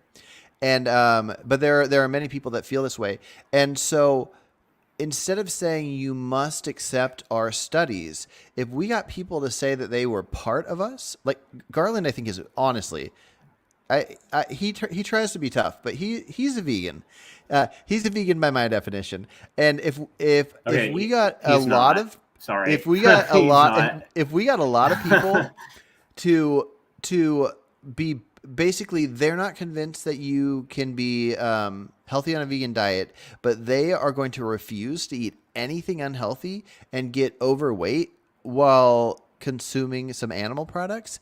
And it essentially boils down to the idea of the hypothetical of what if we were omnivores or carnivores and we needed it to survive. We needed this B12. We needed whatever. If you accept that if we needed it, then you have to accept that some people might think we need it. And to shut them out when they're going to go from causing as much of the horrible factory farming, suffering, everything as possible, to going, oh, I'm actually going to change my entire life to make it so much better for all these animals. So many less animals will get killed and eaten. So many less animals will be harmed, and so on and so forth until they finally get won over on the studies. It just seems clear to me because we can't force people to believe our studies. Well, that's kind of... So, with his thing, it's definitely a health thing. If it were healthy, he admitted in your debate that he would be morally obligated to do it, to eat a plant-based diet. And I'm sure it's not even for... Right? I'm sure it's not even for the reason why we do it. I'm sure it's because it has to be both to fit my definition. Okay, well, regardless, right? I'm not going to comment on him, but with the health stuff, right? So he'll definitely point out the problems that maybe like sugar has, or the maybe possible deficiencies of a vegan diet. But the true fact of the matter is that a whole foods plant-based diet is one of the healthiest diets that you can consume as an individual. And of course, I would expect a little bit of supplementation, which normally you would come in the form of your either the milk that you get as a vegan, or the nutritional yeast, right? Those supplements are already in the foods. You don't necessarily have to take a daily vitamin, although I would say that maybe you'd be healthier if you did. But regardless, the problems that he has, I've already gone through all of this stuff. I used to be a meat eater. I've been on the ketogenic diet. I've gone down that route, right? And I've already learned it's definitely once you do all of the studying, you eventually learn, oh yeah, the vegetables that we were supposed to eat when we were kids, yeah, that wasn't a lie. We were supposed to eat them because they do make us healthier. The bean, tell me what's wrong with beans, rice, starches, vegetables, fruits, nuts, fungi, all these other foods that don't have to suffer when you eat them. They're healthy for you. They have all this stuff in it. And regardless of these oppositions that we have from people in other areas of the health conversation, people who are on the other side of the fence, because let's be honest, the propaganda is strong everywhere. But basically, the convincing of them that it's healthy would be the only thing you need to do to convince somebody like Garland, because at the end of the day, if he knows that it's not healthy, then why would he eat it? It just wouldn't be healthy for him. It would be probably something that would be, and not even just him, I'm just talking about in general, right? Like, so like, somebody who's trying to be a healthy person, like if they find out like, oh crap, like, the bacon's not healthy for me, or, the steak's not healthy for me. Like it doesn't give me anything, that I don't need anything from it. Like all these vitamins, they're available in plants. You can't tell me one thing in meat that you can't find from a plant source, including B12. I mean, I'm not sure if you've seen it, but like the B12 that you can get naturally now can be found in water lentils and what was the other one? There's another one, right? So you can find these things basically from I thought the I had algae. read that it was in dandelion as well, like dandelion Maybe greens. I haven't particularly heard that one, but it's a fungi that makes the B12, and at the end of the day, like you can get all this stuff from plants. Like you can do it. You are able to put it into practice. There's nothing preventing you from doing that if you have access to a grocery store. I mean, it's and that's when it becomes a moral obligation. And people who maybe think it's unhealthy, because like even me, before I went vegan, I didn't really realize you could survive without animal products. I just didn't realize it. And once I finally went vegan, I was like, oh shit, like you can, like you're just fine. Like in fact, you're thriving. Like it's just. And the problems that can be associated with veganism can also be associated with non-veganism, like any problem. Okay, well, so let's look at a thing real quick then, because I think you're right. I think it's probably likely that our diet should be something like chimpanzees or bonobos, where it's like 75% like fruit, there bunch of veggies in there, leafy greens, nuts. And then for them, and there's no reason to think it would be different for us, they happen to get some protein sources through like insects, and maybe they eat some other like small monkeys and stuff. But they're mostly herbivores. I think they're known as frugivores. And so it makes sense that since we're primates too, that we have something like that. But luckily, we have the moral agency to say, if we can figure out through science that these types of termites are sentient, we don't need to kill them. We can just cook these beans. Other primates can't cook beans, so we lucked out. We figure out how to cook off the problem with beans, and we can cook things like beans and rice and all these different things. So I think you're right, and I think that's what the studies will show as they do, but they will continue to show more and more. We're going to see. I have a daughter that's almost 7, and she was born and raised vegan. I think we're going to start seeing like the studies come out with people that have been vegan since birth, and that's going to change people for the future. Right now, I just don't think there's quite enough studies to full on convince other people, and that's why I want to ask you. So when people stop being vegan, what do you think a handful of, like someone like John Venus, or I didn't watch his coming out story or anything as being not vegan. I think he went back and forth, but just for the most part, anybody that just like they feel empathetic towards animals, and they enjoyed the health they got from it, but then they stopped and they claim it's for health. Do you think most of them are lying, or do you think they were convinced? No, they probably did have some sort of problem. Like, I mean, if you're feeling tired and fatigued, like honestly, it could be as simple as caloric deficit. You know what I mean? Like if you are not eating enough calories, eventually your body is just going to give up and go into a slower state of metabolism, because it doesn't have the resources to push you to your normal capacity of of energy or whatever. But and not only that, but like, after a certain, like if you neglect your B12, that's a problem. Eventually your liver is going to run out of B12. Like you only have, about at most 7 years of B12 stored in your body. And if you never supplement, like that's going to turn out to be a major problem for you Which really, I mean, if you just take a Whole Foods plant-based vitamin that like has all this stuff in it, like you're not going to run into that problem. And the energy thing, like, I mean, that's on you. You have to eat enough food, you know, some of these stories though, like if you really listen to them, by the way, I don't know who John Venus is, but there is one, the yoga vegan or vegan. I can't remember her name. But she ate an egg. Did you hear that story? And she was she like got so much energy from it, and like got a placebo effect. It was so ridiculous. Like, I mean, it's so ridiculous, right?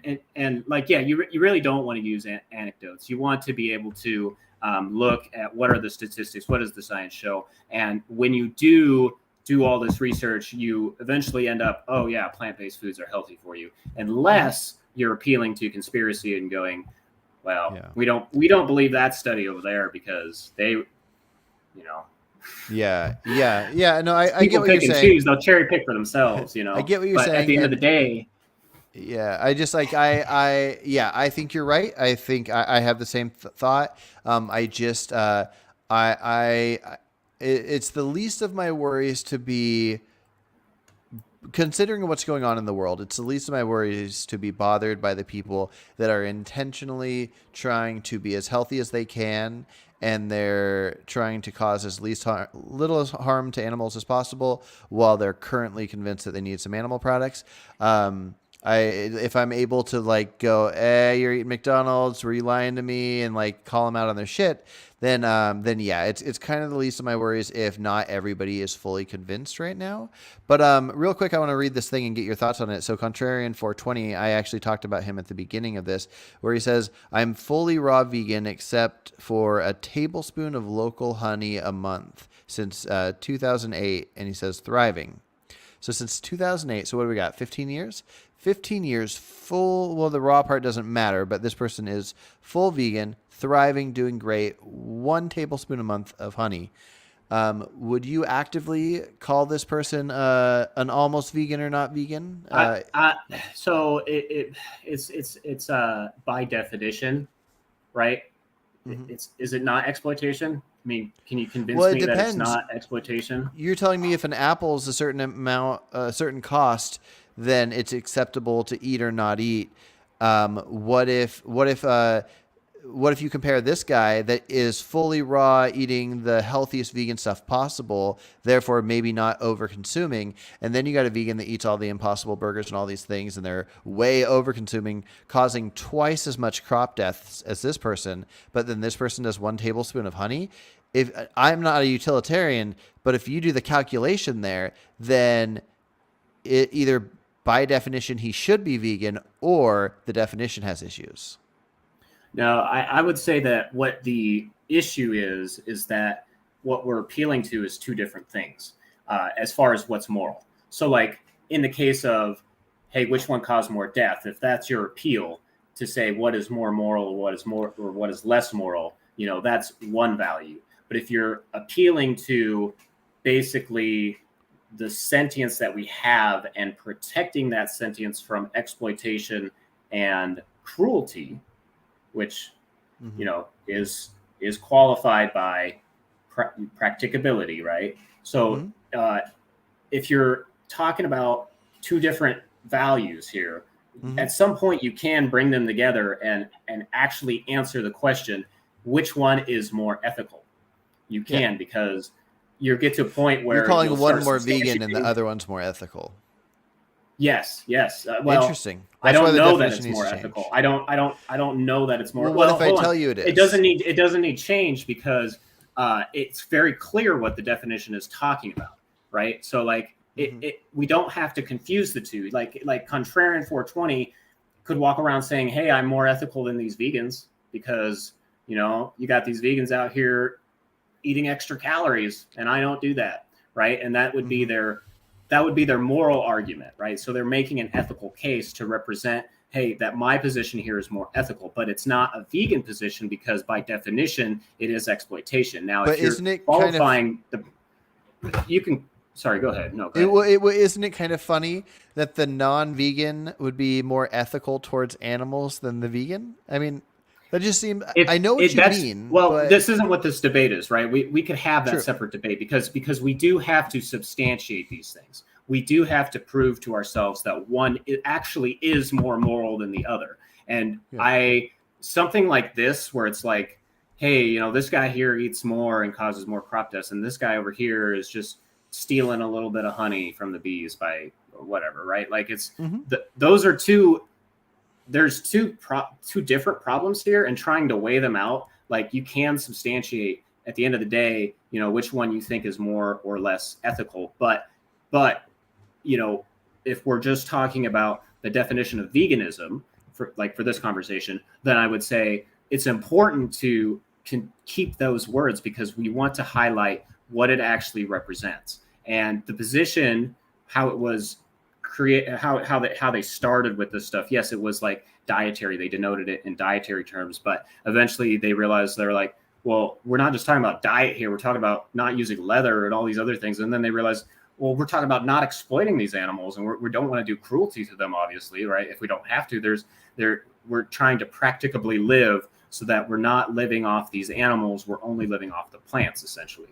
And the vegan position, we could have an argument, is that more ethical or is it not more ethical? But we should save that for another time, right? Because I would like to highlight the importance of what it actually represents. So I want to ask you a question. What negative rights does veganism grant under your definition? What negative rights does veganism? All which ones?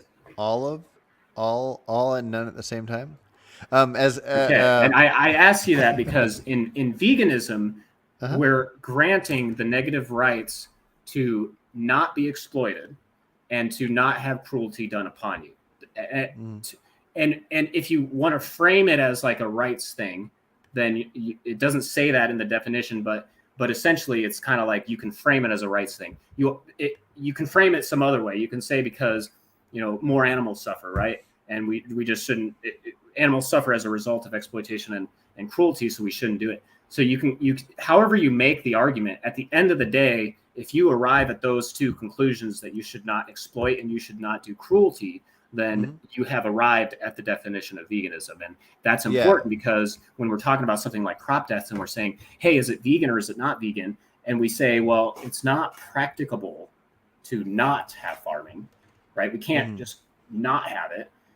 We could ask the question, hey, is rodenticide cruel? And cruelty really, when we're talking about cruelty, we're talking about, is this thing even necessary to begin with? Like, well, it could be cruel yet necessary. True. So but are we just being callous and just like, yeah, I'm just gonna kill these bugs for fun? Like we're not doing it for fun. We're doing it because we have to survive. There's a moral justification there that pulls us to this vegan position that says, hey, we have to eat something. We're not going to survive if we don't. And we want to protect that which is sentient. And even if that means some animals have to die from crop production, we realize that the more ethical thing to do is to respect the animals that we don't have to harm or that we don't have to exploit, right? We can respect them and basically give them their space because we recognize that their sentience is important to them. And we know that because it's important to us. And we justify our own rights that way, right? Like we put legal protections in law and we say like, yes, we shouldn't be, murdering each other. If you do, you're going to go to jail. But if somebody like went and ate the poison underneath your house, some human went and ate your poison. I don't know, maybe somebody put poison out in their yard to keep, rodents away, and they ate it and they died. Well, we don't have any laws saying that was illegal for them to put out the rodenticide. Well, because it's not, because it wouldn't be intentional. Right. And it's not, one thing that's important to note is that it's not the right to life. It's the right to a life free from exploitation and cruelty. Yeah. And so, and the reason that's important is because if you say, oh, yes, this is the right to life, then you're essentially saying, yeah, they have the right to live. Like the mice that you crush when you're running your tractor down the thing, you're saying they have a right to live, and you'd be technically wrong because well, Well, yeah, the but reason a I think it's mouse wrong is getting because you're morally justified. crushed by a tire, or an ant that I'm going to step on because they're too small and I can't look around for them all day, that's different than creating a poison to put out there to have them be attracted to the smell and taste of that poison to consume and then have it kill them. It's, it's just different. Sorry, I think you cut out there for a second. Oh, it's all right. Well, here I was going to read something. So directly under my definition, where I have goals of veganism, I say the ultimate goal of this philosophy, if achievable, would involve all humans not violating the negative rights of these animals by intentional use of force. I use that specific wording, intentional use of force, to cover exploitation and cruelty and everything that exploitation and cruelty missed. So I could easily be convinced that I should add that into the definition and not just a note under the definition. But the spectrum is what led me to not put it in the definition. But I feel that detail, the not violating negative rights to these animals by intentional use of force, I think actually might be better wording than the vegan society exploitation and cruelty part. Or at least it just covers more ground. Sure. I mean, and the thing about like your page there is it's like, you know, you got different like sections to this thing. If it's going to be a definition, in my opinion, it should just be one like the way it is now. It's one chunk of text, you know. Yeah. Well, you have a definition of something, but then you also have the explanation of it. I mean, I feel like any philosophy, that whether it's a religious philosophy, political philosophy, moral philosophy, I don't know if they often have definitions that are separate from just an explanation of the philosophy, but oftentimes it'll be like a sort of a long definition describing what the author of the philosophy wants or whatever, and then you'll have like books that are about the topic, but I don't know if they often have definitions, so I'm not positive, but and that's just a side note, really. No, my question now I'm getting to the point where I'm about to jump on my case. So does your version of veganism include a moral imperative? Does my version? Can you explain a little further? Yeah. So, is there anything, or I guess I know there is, but like, what is it about your definition that tells us we have to act, and it's imperative that we do to do this? Yeah. So nothing. We have each other and this philosophy that would lead to conversations. But yeah. So I would say no. Yeah. Okay. It's not a good answer. Sorry, I don't like that there's no imperative there. That's that to me seems like it's like now, because you're not asking somebody to act right now. Like, hey, this is a big deal. Like don't, I don't know, you could replace it with something else, like you know, don't hit that dog. Like, please don't do it. You know, like you would see the imperative if somebody was doing that, you know, and you'd be like, what the hell? Like, and you would feel that, right? So like, that's why this question is important, is because that's what, when we're talking about morals, that's what we're feeling. That's what causes us to act. Yeah. And I know what you mean, but it's on a spectrum, because then you would have to choose a size of a house that a single individual couldn't live in. Which again, I don't. Would that be a moral question? Well, yeah, I would say that it would not fit into practicable for a single individual to live in a mansion that, due to that mansion's existence and not being used up by a reasonable number of people, that that harm is caused to animals in a non-practicable way. Right? Yeah, I mean, I don't know of any vegans who live in a mansion. Maybe some celebrities, right? So you would have to decide then. Well, hold on. So, like, you're still asking a side question here because Mhm. the question about, hey, my shelter, am I going to build this shelter and, you know, I'm going to build this thing? What's the imperative? Like, what's going to happen? Like, are we Yeah. concerned So like some you're mice gonna are going to cut down die? some trees to use for the lumber and to clear the land. There's some birds in the trees, some squirrels in the trees. They're super happy squirrels. They really love each other, and the babies are the cutest.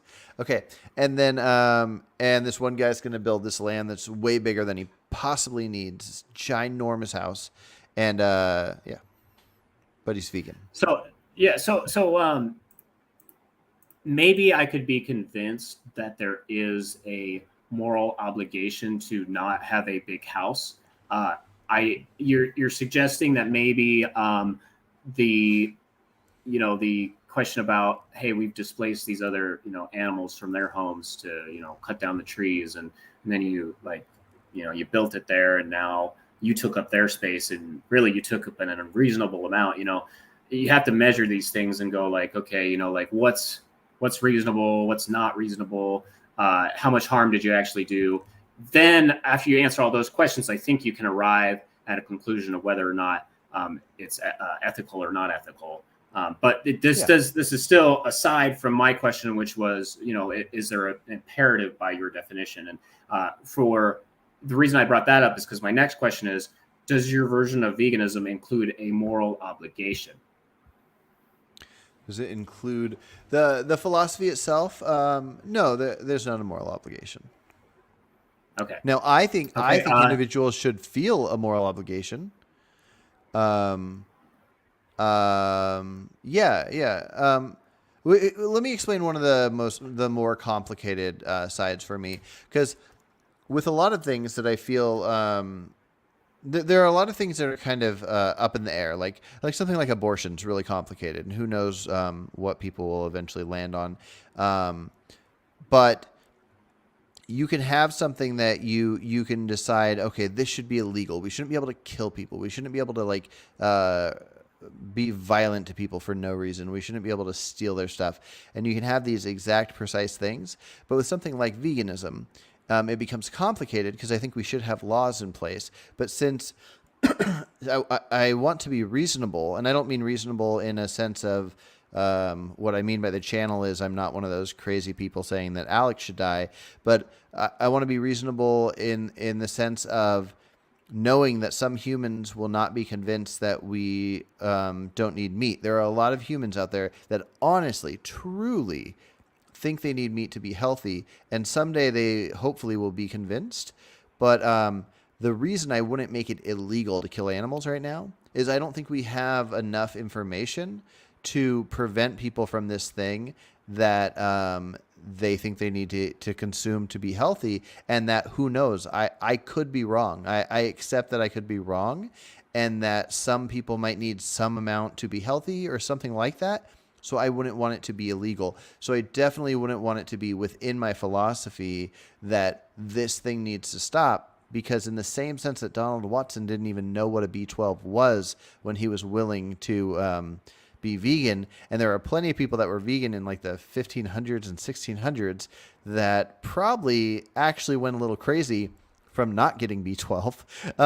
Well, back then, I mean, they would So have gotten it. They would have gotten it probably from the drinking water because it would have that's been in the water. and I need to do a little more research on this, but from everything I've discovered, that thing that Michael Greger says in Nutrition Facts, which I love him and I think he's just misunderstood, is that the way our intestines work, we have two sets of intestines, and the first set of intestines is where all the nutrients that we have going through our body gets absorbed.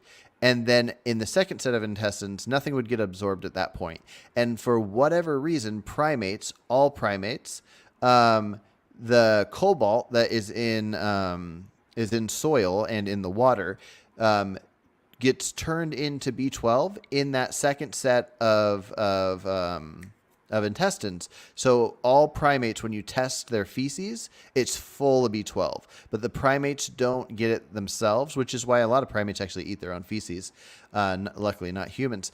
So I think Gregor is actually wrong, and he was mixing up the fact that the cobalt, that is what people are referring to when they say cobalamin for cycobalamin and methylcobalamin.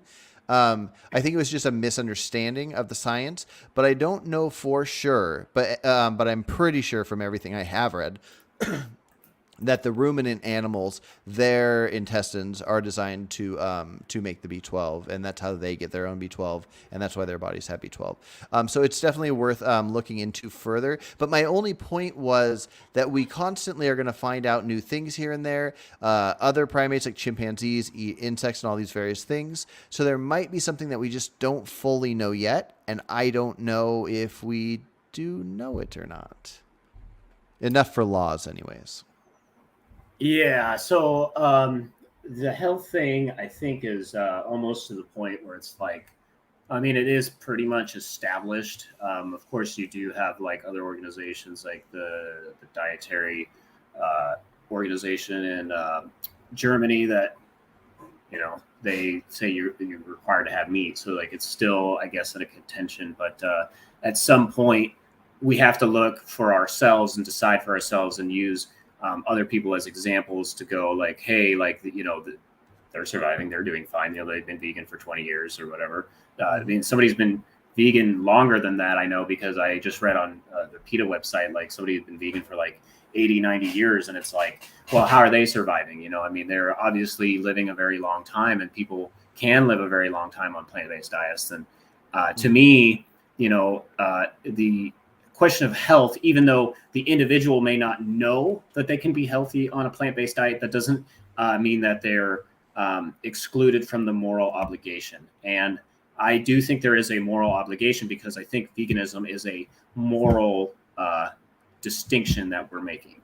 Now, do you agree with that? Do you think it's a moral distinction and that if it is a moral distinction, why isn't it an obligation? I mean, I guess you said because of health, but like, it's just honestly, yeah, it's just at the possibility. So I know with how I feel about life that if we had to be full on carnivores and I had to eat an entire animal every single day to survive, I would do it. I would feel bad, but I would do it. So so this possibility of health isn't holding me back. I am 100% dietarily a vegan. And I think everybody should. Like my own daughter was raised vegan from birth, and I feel like she's going to be completely fine. She's a happy, healthy kid. I am convinced. But with that possibility, I just I wouldn't want to put it into law. I don't feel comfortable putting it into law. So you are convinced. Does that mean you have an obligation to spread veganism? I have an obligation to be vegan because I'm convinced, and I have an obligation. Do I have an obligation to spread it? I personally want to. Yeah, I personally want to. Do I feel like it's an obligation? Like, do I think there's any other humans out there that I feel like they should do it, and therefore, like, I feel like I should, like, anybody needs to do a thing morally. If you don't do it, then you're leaving people. Right. Somewhat. Those are definitely two different moral obligations. Veganism is its own moral obligation, and then whether or not you spread veganism, I would say, is a separate obligation. And is it an obligation?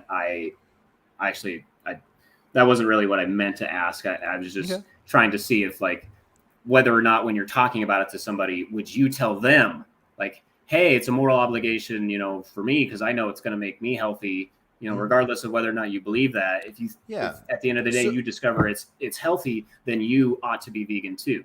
So my friend Wendy that I was telling you about, like I tell her, like, I'm convinced. I've been vegan for 8 years. I feel great. And I know people that have been longer. I feel convinced. The science is in. I feel convinced. And then if she tells me she's eating some fish because she's not sure, I'll say, well, what you're doing is great. You're doing a lot better than most people. And if you feel like you need to dabble in this until you're ready to go full vegan, then do it or whatever. So no, I don't tell people that I say, like, from everything I know, I don't think you need that, but do what Okay. you got to do. Okay. And then one last question for you. Do you see a difference between good and right, and then bad and wrong, and using those words when you're talking to people Uh, about what's right or wrong, or moral or not moral? do I see a difference? Well, I mean, I'm very familiar with the various different definitions of each of those words. Um, yeah, yes and no. You can go ahead and break it down a little further. I'm currently writing a book actually about how to build a society from scratch, and I actually break down the definitions of good and bad and right and wrong. But I'm curious to see, like, which direction you want to take it. Okay. All right. So I'm gonna start this now. Finally. Sorry that we're almost 2 hours in. I'm probably gonna go over your time limit here. I would Okay, like I to go forgive you. just a tiny bit longer if you're okay with that. Okay. Yeah, that's All fine. right. So I'm going to start with a quote. So this is just a rephrased quote from diffin.com, which they just describe differences in language, right? So differences between words. And this is ethics versus morals. So a lawyer's morals may tell her that murder is reprehensible and that murderers should be punished, but her ethics as a professional lawyer require her to defend her client to the best of her abilities, even if she believes that client is guilty. This is just a preface. There's a difference between moral and ethical. One is, hold on. I viewed them as I have it written synonymous, down and here. So I meant to bring that up earlier. So yeah, go for it. they're similar, but they're not the same, because morality refers to the mental faculty of being able to substantiate actions as being either right or wrong. So you're substantiating that, but that's a mental faculty. So that's what morality is referring to. Whereas ethics refers to the substantiated moral rights relative to one's position, role, conditions in a situation or scenario. So, like, you might have a moral thing against killing somebody, but you might have an ethical obligation to do it, if you're going to save 1 trillion people, right? Or that actually might be too many. They wouldn't fit on this planet. I mean, like, the number of people, if you had to kill one person to keep everybody else alive on the planet right now, that's what I'm saying. You might have a different ethical obligation than what is normally considered moral for you. So the ethics really just refers to your position. Now, veganism, I'm going to make the case for veganism just so you can get the context of why I think the definition is good.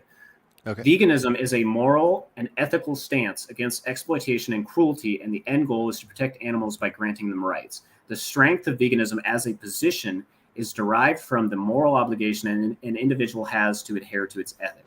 Its power as a movement for the development and use of animal-free alternatives comes from our moral imperative to act on and advocate for veganism. The moral obligation is based on the ethic of extending empathy to non-human animal beings who are capable of feeling pain and suffering. So that's our ethic, our general ethic. We're basically making that go further. Non-human animals, like humans, are capable of extreme and excessive suffering or traumas. These traumas, in their worst context, are a life of hell for the animal, and in the best context are extremely traumatic experiences, normally resulting in the loss of life. We extend our human empathy to the animals because exploitation and cruelty are morally wrong to do to beings that are sentient.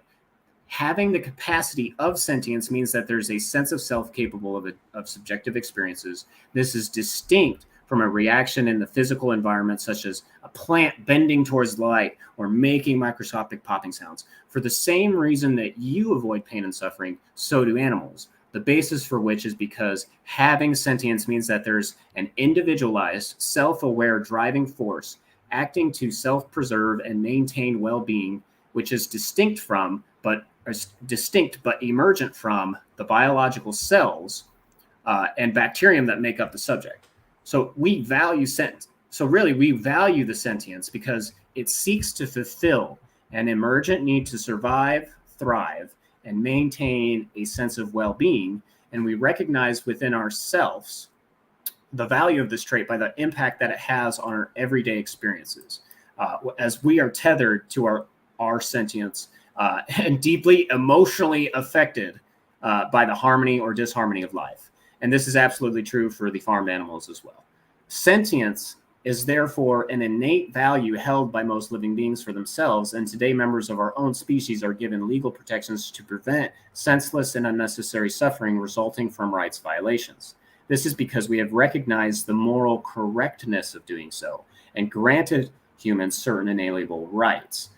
Rights are the protections we grant to individuals as justified by our collective moral agency or ethics, and we have a duty to apply these ethics justly among all sentient beings. We ought to grant rights to animals for the same reason we do humans, and it is morally imperative to abolish the human-caused atrocity of animal agricultural operations. These systems of oppression and exploitation of animal life are hypocritical, inhumane, and cause immense grief and suffering.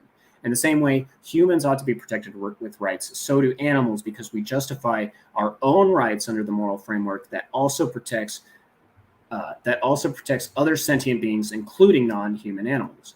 It is the case that the emergence of sentience, driving a self-aware pursuit of survival and well-being, justifies the human and non-human animals' right to survive and to have right to survival and to have well-being.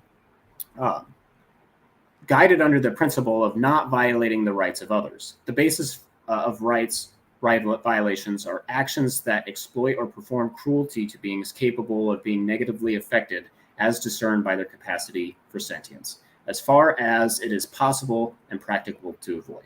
If we ought to grant humans the rights to these, if we ought to grant humans rights and protections from exploitation and cruelty done upon them, well, we ought to grant it to sentient animals. We ought to grant them the same negative rights and protections as well, especially, and actually, the true fact of the matter is that we are morally obligated to do so. If we're going to give ourselves rights and we're going to say, hey, we're sentient, this is meaningful, when we have a disharmonic experiences that causes us intense trauma, that imprints on us and leaves us like subjected to that forever. And it takes years and years and years to get over something like that. And the suffering and the trauma that like comes from something like that, we recognize in ourselves that it's important to avoid that. And so we're recognizing that also within other beings and recognizing, hey, they deserve rights as well. And so to achieve animal liberation for the animals, to protect them with the rights legally, vegans should continue to unite under the Vegan Society's current definition of veganism, as it best captures the meaning of it in all linguistic and contextual forms. Changing this definition will have literary impacts that fail to grant animals their morally deserved rights and impedes the impact of the vegan movement. So should it be changed? I'll share my screen real quick if you're cool with that. Yeah, for sure. So also, can I get you live to delete the word possible, since we agree that possible should be gone? I mean, if you had the same exact definition and you were just put practicable in there, yeah. I mean, you could get rid of the word on your writings. I don't know if what you just read, you're going to use to share like this paper that you put together, because it was really good. I thought that was great. Yeah, the part that I'm going to share with you is the where I sort of outlined the definition here. Okay. Let me show you that outline. So, okay, so we know what the definition is. We've looked at it several times. Here it is up here in the full context. We can come through it word by word and basically go, hey, this is exactly what we're saying here. This is why you can appeal to the definition and answer the question whether or not somebody's vegan. So philosophy and way of living. The and is in there. It denotes that both aspects must be true. Can you see this pretty clearly, by the way? I would zoom in a little bit, but yeah, I can see it. I don't know if... Or maybe I can. Oh, here we go. Is that better? Yeah. Okay. All right. So Now, this seeks to exclude, right? So you've had this conversation before. Of course, it's qualified by as far as possible and practical, but let's start with the seeks to exclude. So in present tense, we are referring to genuine seeking of the vegan option, of which is a choice to exclude the animal derived product or exploitative and cruel practice. Since one seeks exclusion, all they must do is either find an alternative to the animal derived consumer goods, exploitative, cruel practice, whatever, or exclude it altogether, if it meets the qualifiers. Is it possible to do? Can it be done? Is it practicable? Is it able to be done, in practice, referring to your regular life practices, your way of living? You can kind of figure out, what does that mean? Well, what's not practicable? If you ask that question, you'd say, well, being unable to put something into practice successfully means that the act of putting it into practice could bring about the end of life or possible end of life. Such an example would be taking necessary non-vegan medicine for which there is no alternative. So that would kill you. It would be impracticable. You couldn't successfully not take that medicine, and live and continue to. I mean, you'd probably, you know what I'm saying here. Yeah. So far, is it any comments on this so far? No. Okay. So all forms of exploitation of and cruelty to. So exploitation from here denotes that there's a usage of someone or a system that unfairly benefits the exploitator. So an unfair in that word really is referring to actions that result in partial or unjust, results. So if you can justify it, and basically say hey, I have to exploit it. That's kind of part of the reason why it's qualified by possible and practicable, is to remind us that hey, we're talking about something moral here. We're talking about justice. So if you can justify something, okay, that might be morally substantiated and no longer hold you to your obligation, but otherwise you're held to that obligation. Cruelty denotes, causing harm and suffering to animals. I guess I put the unnecessary word here, but like you said earlier, sometimes something's necessary but cruel, and so in reality, the actual word of cruelty denotes callously doing something, like not caring about the fact that you're doing harm or causing pain or suffering. But if we're qualifying these by saying as far as possible and practicable, then I'm putting this word unnecessary here, because if it's necessary, then it is, something you can't just not include. And so it would have to be, so something like the crop deaths, when we're talking about, hey, crop deaths are cruel. Okay. Are they necessary? Yes. Okay. I guess they're justified. How else are we supposed to live? That's, and when it comes to the question about animals, well, this animal doesn't have to die. You can eat, the plant over here, but yes, that animal, got ran over in the field where, or maybe it died from rodenticide. One was still necessary. The other one was not. One was practicable. One was done in such a way where, it had to be done just because you needed to survive, and the other one was not done for that reason. This is not a question of, hey, are we in the wilderness and or on a desert island, I have nothing to eat, and these coconuts, I ran out of coconuts, now the only thing left is a chicken, and I think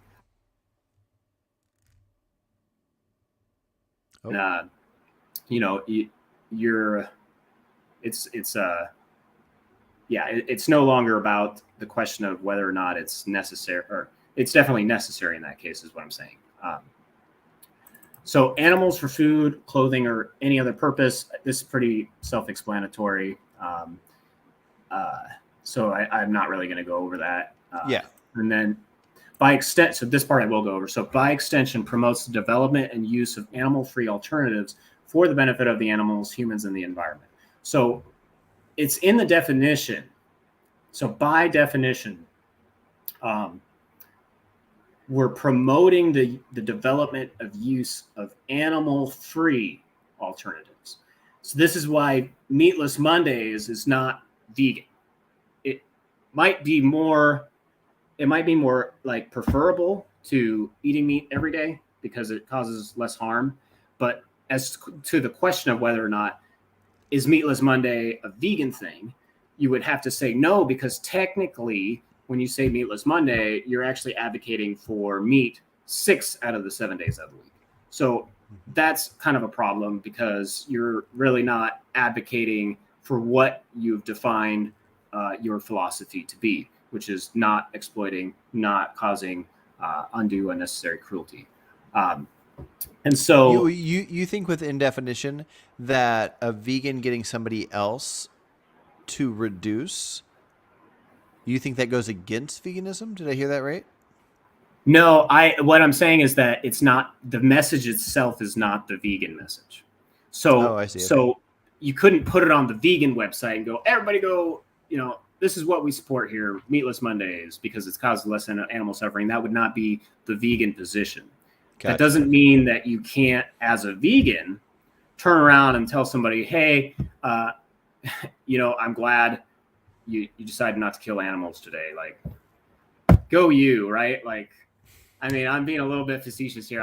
What I'm saying though is like, I got you. We can tell them, hey, maybe you're doing a little bit of good by not, hurting these animals, but it's technically still not morally right, because at the end of the day, we know you can be healthy on a plant-based diet. We know that the exploitation is not something we would want done to us. Like, as much as all of us would love to just like, live forever and like never die, like, and not suffer, in that context, like, eventually you're gonna die. So you don't really have a right to life, as so much as like a right to like basically not have nothing ever happen to you, right? Like we're not gonna make it suddenly like you're gonna sue somebody when they die in a a construction accident. That would be like incidental, and like we don't say like in law, hey, yep, they died technically, so now there's a legal case here for you to sue because something wrong happened. Like, we don't recognize that as a wrong. What we recognize as a wrong, though, we have many laws protecting against like murder, like we're preventing you from being killed, and yes, we're preventing you from being killed, right? We're letting you survive. But at the end of the day, if you go off and you do something and you accidentally die, you get a little bit of poison on the ground and you don't even know it's poisoned, right? Like, you eat some plant, like whoever plant, like, let's say it's some plant and somebody has this on their property, and you go over there and you mistake it for some other plant, and then you eat it and then you die.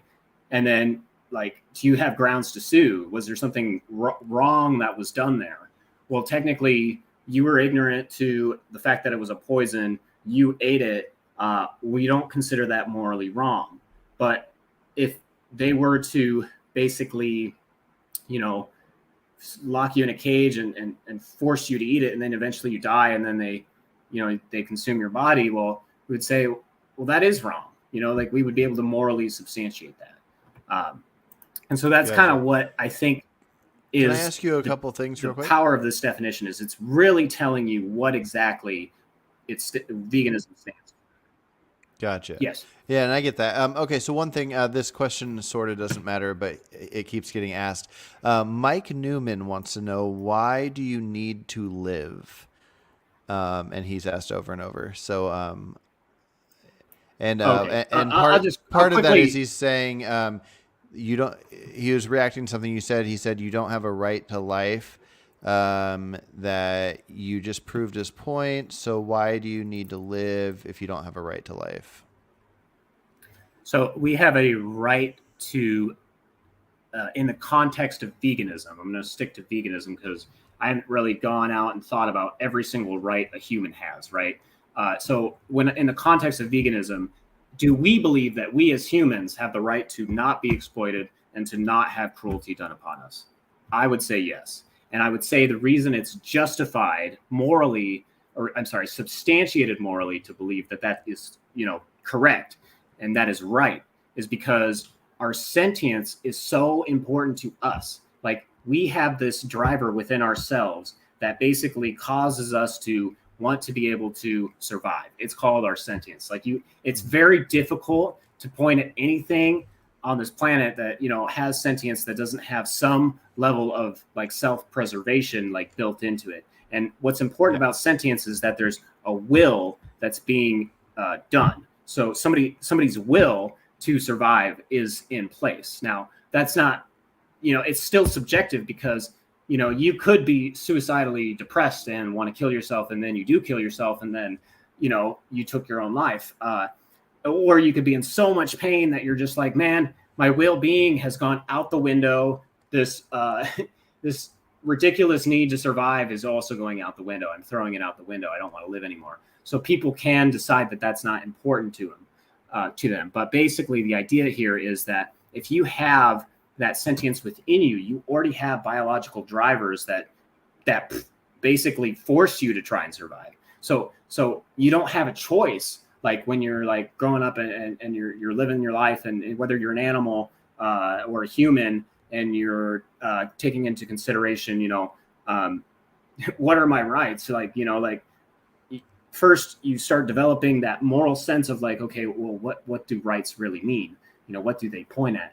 Well, you get to that point, and you say, okay, well, I realize it's not right to murder somebody, but why is that? You know, like, and we're talking about a human here, right? Like, and it would be cruel to just kill them, right? So that's kind of like when we're extending these rights to ourselves, and we're saying, hey, we don't want cruelty to be done upon you, recklessly, needlessly killing you, then we're basically saying like it's justified morally, and we're substantiating that with the realization that sentience is super important. Sentience is what makes us want that. You know, that's what makes us act. And if we're going to justify that for ourselves, we have to justify it for other animals. Because if we're starting to go, I think his main question was just to figure out if you like how you justify it for yourself, but you value your own life more than, like, say, other animals, right? Like you wouldn't sacrifice your own life to save 10 chickens if you needed 10 chickens to survive.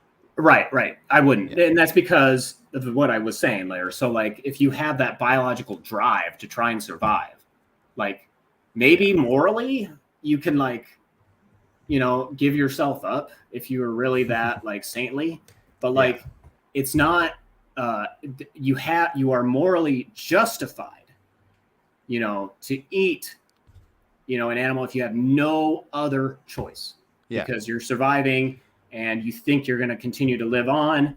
But once you get to the point where it's not necessary anymore, like it is today, now you have a moral obligation to not violate their sentience. Like, that's an obligation if you're going to say that it's morally wrong to kill a human. Because if you start bringing in other, like, if you're trying to appeal to something else and you're like, oh, well, my value is humans and I love humans so much that I'm going to kill all these other animals, and that's, we're just going to protect humans. That's it. And you appeal to that morally. Well, that means you can't look at, like, we don't really have many other moral agents on this planet, you know, but like, let's say a dolphin, right, has moral agency, and they have the ability to, like, you know, kill you or save you. And we know that there are stories of dolphins saving people. So maybe they even do have like some little bit of moral agency there. But the idea here is that if we want to be able to hold somebody else that's not human morally, like, culpable, right, to their actions, then we need to be able to justify it in a way that it will appeal to them. And it's right now we're just doing it in a way that serves us. It's not actually right. But if we do it on the basis of sentience, now we have an actual substantiated argument where if you could communicate with the other species, I don't know, let's just bring in a hypothetical. Aliens come down again. They're like, hey, we are trying to decide to kill all of you guys or let y'all live. We haven't decided yet. We're not sure if it's right or wrong. We're pretty conflicted here. You're a pretty bad species overall. You don't really score well. I mean, all these other animals, they're not out here, destroying rainforests and, killing millions of beings. So really we're judging your species here. Well, what kind of argument are you going to make to them? Are you going to say, oh, well, we're humans? Does that matter to them? Do they give a crap about the fact that you're a human? No, they don't. They would be like so removed from that.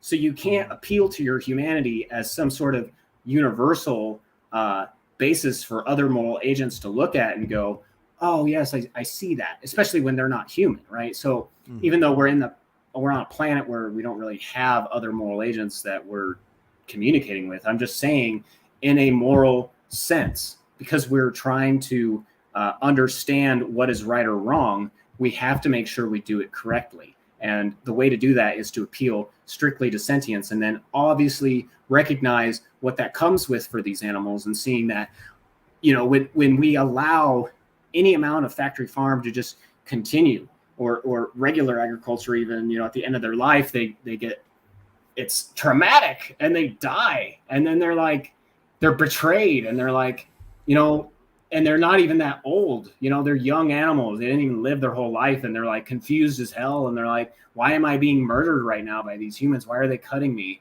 And it's such a terrible experience. That's where the moral imperative comes from. We have an obligation, because we recognize that if that was happening to us, that would be an incredibly wrong thing. Like, it just would be, there'd be no reason for us to do it. And the power of moral agency is that you have not going to do something because it is wrong. It is not like you're basically overriding yourself, and you're saying whatever my instinct was, like if your instinct is to punch somebody and then you go, wait, that's wrong, I shouldn't do that. Like, you're doing it because you realize I wouldn't want to just have my face punched in, right? So we do have an element of empathy that allows us to see those certain things. But at the end of the day, it's the recognition of whether or not it's right or wrong, because you can still logically understand these things and go, oh, okay, yeah, technically one is more substantiated than the other. And that's where we get into these ethical debates where, is it more ethical to be vegan, or is it more ethical to be, somebody who, I don't know, was a hunter, right? You could have a debate. I'm going to pause you real quick, because I agree with you on valuing my own life over others, and I would kill some chickens to save myself on an island. Everything else you've said, I agree with you, but I don't see the connection to that. But I wanted to ask you another question.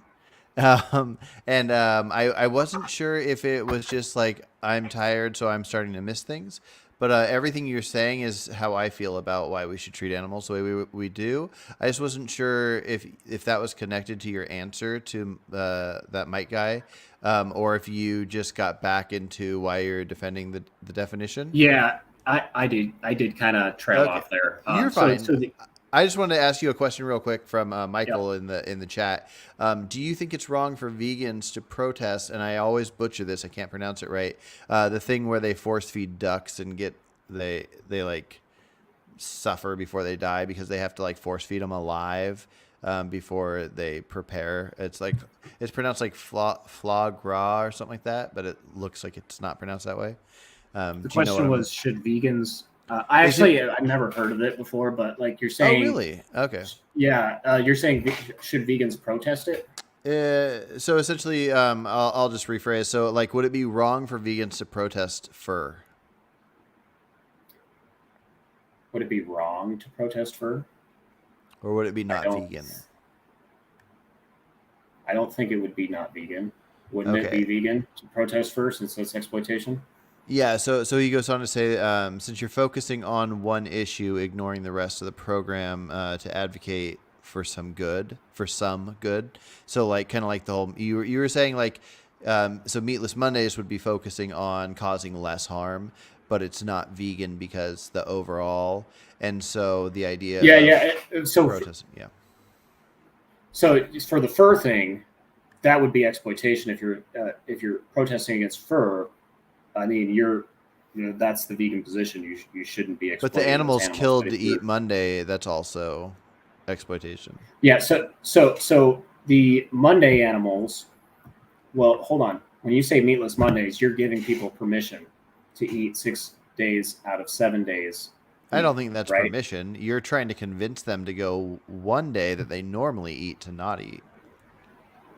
But you're not telling them what their moral obligation is, right? You could tell them that as well. Well, You could. I don't know. I guess it So you depends could on if. tell them. You could tell them. You could tell them the vegan position, right? Which would be that, hey, at the end of the day, none of this is right. Even though Sure. you can say, hey, meatless Mondays, yeah, good job. You, I mean, you can. I don't know if you said it was addictive, so good job for not, for abstaining, right? Like there, you can still subjectively say, hey, that's good, but like morally, is it right? And so meatless Mondays doesn't fall into that category. But you were talking about the ducks, and you were saying Mm-hmm. protesting the duck deaths. Is that exploitation? Is that your question? Not is that exploitation, but is that like the idea is because you and many people I've heard talk about how like reducing isn't vegan, welfare, fighting for welfare isn't vegan. And so this was just an idea to kind of I compare it to I'm that. not If you fight to saying make it that. illegal to cut off pig teeth and pigtails, um, a lot of people call that like, oh, that's welfare. So that has nothing to do with veganism. But they'll say that fighting to end fur is vegan, and it just kind of doesn't add up in a sense. Yeah, the way I would put it is that there is a vegan position on these each individual issue here, Yeah. but advocating for welfare of these animals, like if that's, say you're at a Capitol building, some state, and you're there and you're like, I know they're going to vote on this bill. Well, then, yeah, you should tell them to be less cruel, right? Yeah. You ought to. It is an ethical obligation at that point, but it's not the vegan position. So I it's see. Okay. just a difference in how we use these words. Yeah, and I get that within the definition that you like, and I also think that you represented it well, and I totally I enjoy it, and I'm there's a lot to think about for sure, but I'm trying to think of the main reaction I was going to have to that's what it was. Okay, so do, okay, do you believe Garland when he says that he thinks it's healthy to eat animals? Do you think he deep down knows it's not healthy and he doesn't need them, but he just wants to? No, he definitely believes they are necessary for health. Okay. So it's very So, clear that that's what he believes. gotcha. Okay. So I think a lot of people feel this. Now, I don't think the people that say they feel this or do feel this that go ahead and follow through with eating unhealthy food, being 100 pounds overweight. I mean, in the U.S., I think like 80% of people are overweight. So I think there's clearly a problem. But when you have a world where a large amount of people truly think this thing, if I forgot to ask my first question, but my first question, which I've already asked before, but if we were carnivores and needed it to eat, you wouldn't do the vegan gains approach, correct? You wouldn't sacrifice your life because Oh, okay. That's a good question. Hold on. So it's a little this internet's. Let me just Sorry, this is all lagged up for me. Let me turn off my camera for a second.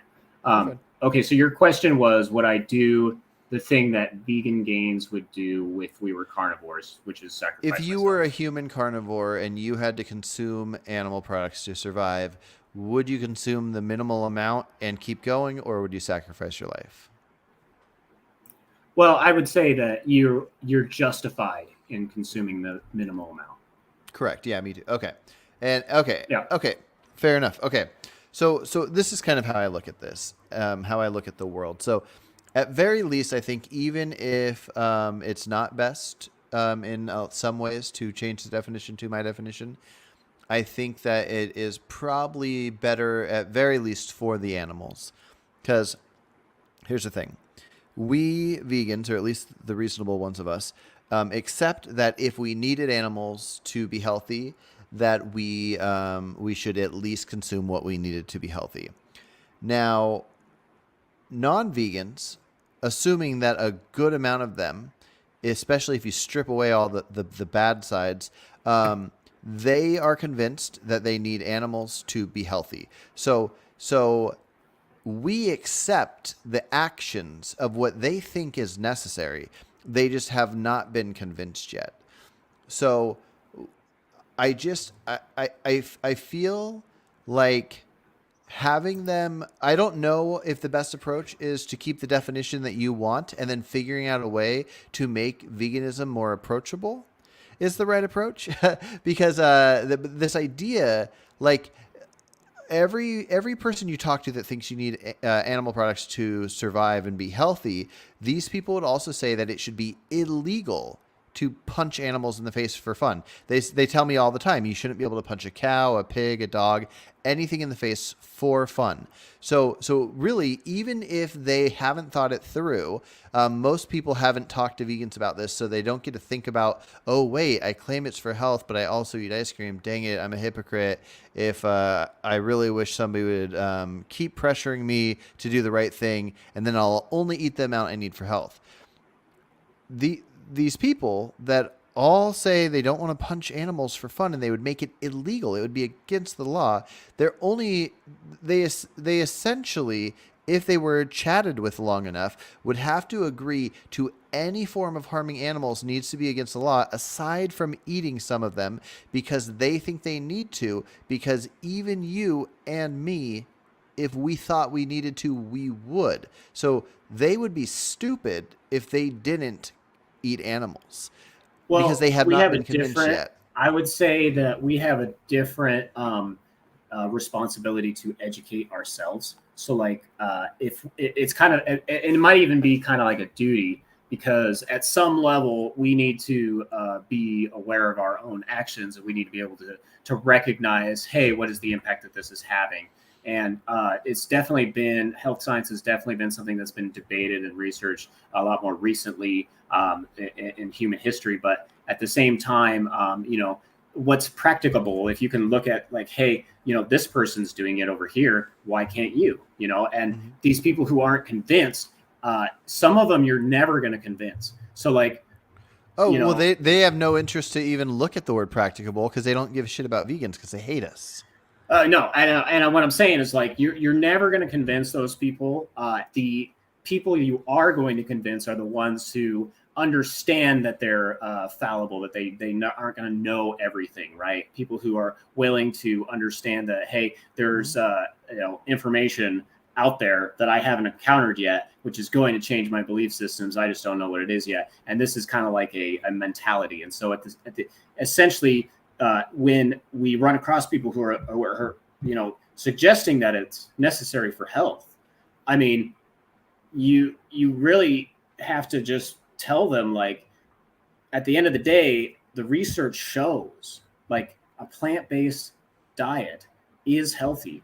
We're not going to suddenly like die, from a deficiency or have all these random problems if you're accounting for them. Because like we said earlier, the health aspect of this, you can have problems on a vegan diet, but you can also have problems on a non-vegan diet. And so if people are looking to avoid these health problems, then they need to be doing the duty of doing the research and then going through the entire thing, because there's lots of different sectors of propaganda around health. But at the same time, if you keep going and you keep finding these bits of information, you're going to eventually realize these plants, they've been keeping us alive for so long, and we've probably barely had any access to meat, like when we were coming through history, because it was a lot harder to get. Meat has only recently become a lot more available to us, and now everybody's been eating it for like 3 generations, and we're all of a sudden, now we're so convinced it's necessary for health. Right? Yeah, no, I agree with everything you're saying. The problem is most people don't want to. Most people don't care. A lot of people are lazy, which is why they're overweight and eat all the unhealthy fast food stuff. But that's the thing. I think you make a good point, but even the vegans I talk to that don't make a good point, they make the claim similar to the one you're making, where if I point out that a reason like that somebody might have a hard time going vegan is because a vegan treated them really bad on a street activist thing or whatever, they're like, oh, boo-hoo, the vegan treated them bad, so they decided not to do the morally right thing because they were treated bad. They're ignoring the fact that humans are all different. Humans react differently to different things, and these are the people that we want to be vegan. So if they're lazy and they're not going to do their research and so on and so forth, all the different things, we need to figure out ways to get them to figure it out. We need to, and we it's can going to educate be a them, process. Right? Yeah. Can't we be the educators? Can't we do, all the research? I mean, basically look at but Mike one part of Stevens' it's stuff easy and be like, hey, he's found all the evidence for us already. Not only him, I'm just saying in general, we can go out there, we can build our health case, and we can tell these people. Between now and being successful with that, we can actually end factory farming. Possibly. What? How? By working together with all these people that care, and that really quickly. What do you think that a campaign for only buying, I guess, like the grass-fed, humane, labeled stuff is going to be what stops factory farming? Is that kind of what you're suggesting here? Possibly something like that. Sure. Talking to people, being nice with people, and being accepting of their 95% vegan choices, and getting everybody kind of together and talking about it. And in the same way that everybody talks about their thoughts on abortion and circumcision and all this stuff, you get people that aren't just the vegans talking about needing to change. Well, the vegans don't even care about the welfare stuff. But maybe we can at least get the meat eaters to defend the animals as far as welfare stuff goes, and get stuff like what you see in Dominion made illegal, like it is in a lot of places. In the UK, there's a lot of different laws that protect animals in various different ways. The US is pretty bad at that. But we're going to get nowhere at that if all the people that want to help animals don't even feel like they can talk to the vegans. The vegans are in the way. Let's explore this, because you talked about just now the Dominion convincing people to end certain practices. Well, that was done at the activists had to be the one to go out there and film that, and then show the public and be like, hey, I'm educating you. This is what happens in these industries. And in the same way, when we're talking about something like health, right, we can do the same thing and be the ones to educate them. And then eventually they go, oh, okay, I don't need meat to survive. And then in the case of welfare, I see what you're saying about get them to fight the welfare battle. But the thing is, when 90% of your meat is factory farmed in the world, and we have to realize there's a distinction between these animals. So like cows are going to be a lot less factory farmed than chickens and pigs. I think the percentage for chickens and pigs is closer to 100%, right? And then for cows, it's a lot less, but the average comes out to be about 90. So you go out to a restaurant, if you're going to basically say, hey, we need better welfare for these animals, and then you're going to turn around and buy the animal that didn't get that welfare. I mean, unless you're suggesting that they're going to boycott, because I don't think fighting for welfare will encourage any boycotts. Yeah, that's what I'm saying. We need to get conversations with people going and figuring stuff out. Like I was talking to this guy that I don't know personally, but I know through online, and we chatted, watched Dominion the other day, and he was talking about how he wished he was vegan. He is not vegan at all. He eats just as much meat as everybody else, but he feels bad about it, and he wished it was illegal so he could just have an easy way to not do it. But then he watched Dominion so we could talk about it, and then he also went vegan on two Wednesdays in a row, and he went to a couple different restaurants and tried some vegan things. But anyways, he was talking about how he liked this place that had some free range stuff or whatever, and I had him tell me the name of a restaurant he really liked, and I called that restaurant in Portland, Oregon, on the phone while we were on the live stream, and I asked him if if any of their meat products were specifically like grass fed or free range, or if it was all factory farm stuff. And she went and looked, and it turned out that the only meat products they had that were free range type was lamb, and then everything else was factory farmed, which is pretty interesting. I mean, obviously, it's depressing that lamb is babies, but it was interesting to find out that these people admitted that everything they had was factory farmed aside from the lamb. And I told this guy, I said, like, my stance. If try to find some really good vegan options, but if you're not going to, at least think about like get the lamb instead of whatever else, and hopefully that's the right choice. It's really hard to know, especially with labels and whatnot. But yeah, I don't know how many people are going to be on board for trying to slowly do better until they do great. But talking to him reminded me a lot of myself before I turned vegan. And so I really think people don't cut other people much slack, which is like slack is how you become the vegan. Anyway, I don't know. It's complicated, but I really think we need to do a better job.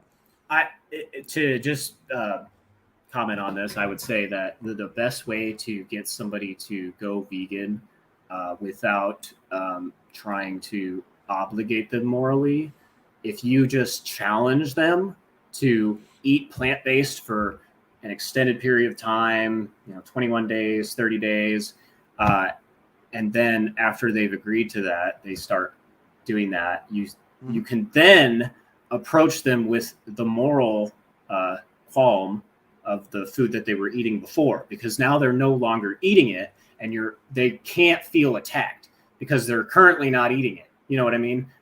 Even if they don't necessarily align completely with the understanding of what veganism is, you can still have that conversation with them. And if they're on the challenge, so to speak, where they're only eating plants, they're going to eat those plants and they're going to be like, wow, I suppose I can do this. Like they're going to realize they can. And if they can't, you can figure out, hey, what was the fault here? What prevented you? And look at those causes and basically help try and convince them that, there's more to this, right? We're not just doing this because, it's a big pile of nothing here. We're talking about animal lives, right? So like it's important. So what stopped us from being successful? Explore those things and then kind of go down that path. Yeah. No, I've definitely had success with that. So when I met my wife, she already had 3 kids. And so my second to youngest, who is 13 now, but I think he was like 7 at the time, when me and my wife and one of our kids went vegan, everybody else wasn't. And so some of my kids like would go visit their dad's house and then come back to our house, and they weren't vegan. But so my 7-year-old, I told him, he's 13 now, but when he was 7, I told him if he would go vegan for 1 full year, I'd give him $300. And so he did it. He went vegan for the year, got $300, and he's been vegan ever since and couldn't go back. And now all the kids are vegan. But yeah, somebody going like a certain amount of time doing it, I think they're able to step back and they can look and go, oh, what was I ever doing? Like this thing was horrible. And I also did a similar type thing where I got a group of 10 people that I somewhat knew, or they were friends of friends, to be part of this documentary I was putting together that I never finished, where they all came to my house one day, and then they'd show up 7 days later and 7 days later. And for 1 month, they were just going vegan. And then I was interviewing them to see like how they felt after a week and after 2 weeks. And 3 of the 10 people stayed vegan, and they're still vegan today. But yeah, nice. I think you're right. I think that is a good element of what to do, but everybody's different. Everybody takes different amounts of steps. People fall off. I don't know about you, but I was vegan for like a year and a half, way back when I was like 20. I'm 37 now. But I just like, I missed meat so much, and I went back to eating meat, and then I went vegan off and on for like the past 20 years. And then now I've been vegan for 8 years. And it's just different for everybody. And even when you have the moral side down, you have the philosophical, like, I think this is wrong. If you grow up with it and you're used to it, everybody, this is tricky. Yeah. Now, we've been on here for 2 hours and 38 minutes. Are you getting tired? Are you wanting to call Not this? only did I start getting tired about 25 minutes ago, because I'm used to doing this type of thing early in the morning. That's when I have all my energy. But Gotcha. yeah, my wife was expecting me about 40 minutes ago. Oh, well, I'm sorry. No, Tell no, her yeah, I'm you're good. sorry. I really enjoyed this conversation. I think we should do a follow up and maybe talk about other topics and break stuff down. Did you have any last thoughts you wanted to throw out or anything? Well, I just say that the reason I think it's important for us to stick to the definition, because it's a moral obligation, what we're doing by referring to it as such is we're telling other people that this moral agency that they have has a certain responsibility. And I do think it's effective to let people know, hey, by the way, you're obligated morally if you justify your own rights, like let people know, because this is where the real magic happens, because we're social creatures. We have social Mhm. norms, we have social pressures, and that's what non-vegans hate, is this nagging that gets to them. No, no, And that no. nagging is it's the moral side of them, Hmm. telling them to justify what they're doing, and it's so hard to justify it that they have to like forget about You're it. you're And right then about that. No, they do justify it. They convince themselves they're right because nobody wants to be the bad guy, and then they go along with their day. But I don't think it nags the way you think it does. If it did, I would say you're right. Let's keep doing that. But no, it's wrong. I think that what would nag more is if you had honest conversations with them where they were being honest, not feeling too judged, and they were like looking into details of things and like thinking about it more, and then over time figuring it out. And I don't think there's any other way.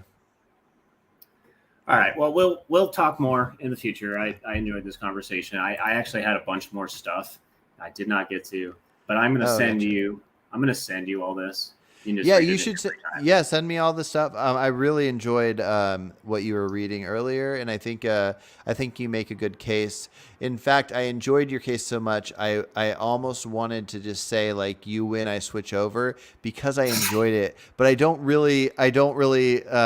not convinced that Yeah, I I fully had like. three whole content. You only got to my intro. I mean, I was challenging you at the beginning here. I was just I should have probably just moved on quicker to mine. But basically, I had three other contentions here. You'll get to read them. I'll send them to you. Yeah. Well, Uh, let's just do you'll a understand. follow up. I don't know if you're ever free in the morning. I'm definitely more. I'm more energized and have more time in the morning. But I mean, I have plenty of people that I talk to on the weekly. So if you got free time and want to chat, I really enjoyed your thoughts, and I'd like to break down various other things with you. So yeah, let's do it. All right, sounds good. All All right. right, I'm Take leaving. care. See ya. All right. Bye. Bye. All right. Yeah, that was cool. Glad you guys all stuck around to check it out. I got to hop off here. I don't know how serious any of you guys were. Michaela Erickson, and then who else? Was it Lewis? Lewis, were you gonna? Oh no, RC. Um, you guys were gonna maybe talk to this Mike Newman guy. If I don't know if you guys are up for that, or if Mike just wanted that, but Mike, I don't know you, but it seems like maybe you're a friend of Garland's. If you ever want to come on and talk, I will chat and debate. Yeah. So, but yeah. So my on my channel in the about section, my email's there, and that's the best place to set stuff up. But I can set up a debate with you guys, or if you guys just want to talk separate, Mike, you can come chat with me. Michaela, you're welcome to come chat, and then RC, I had a great chat with you last time, and you're welcome to come back. And RC says he's just fucking around. He's not planning on doing that. So, well, the mic thing, but probably come back to chat sometime. Lewis, we need to talk actually. So let's set that up. Maybe maybe this Saturday or next weekend if that works better for you. But yeah. Anyways, thanks for watching, guys. Take care. We'll see you in the next one.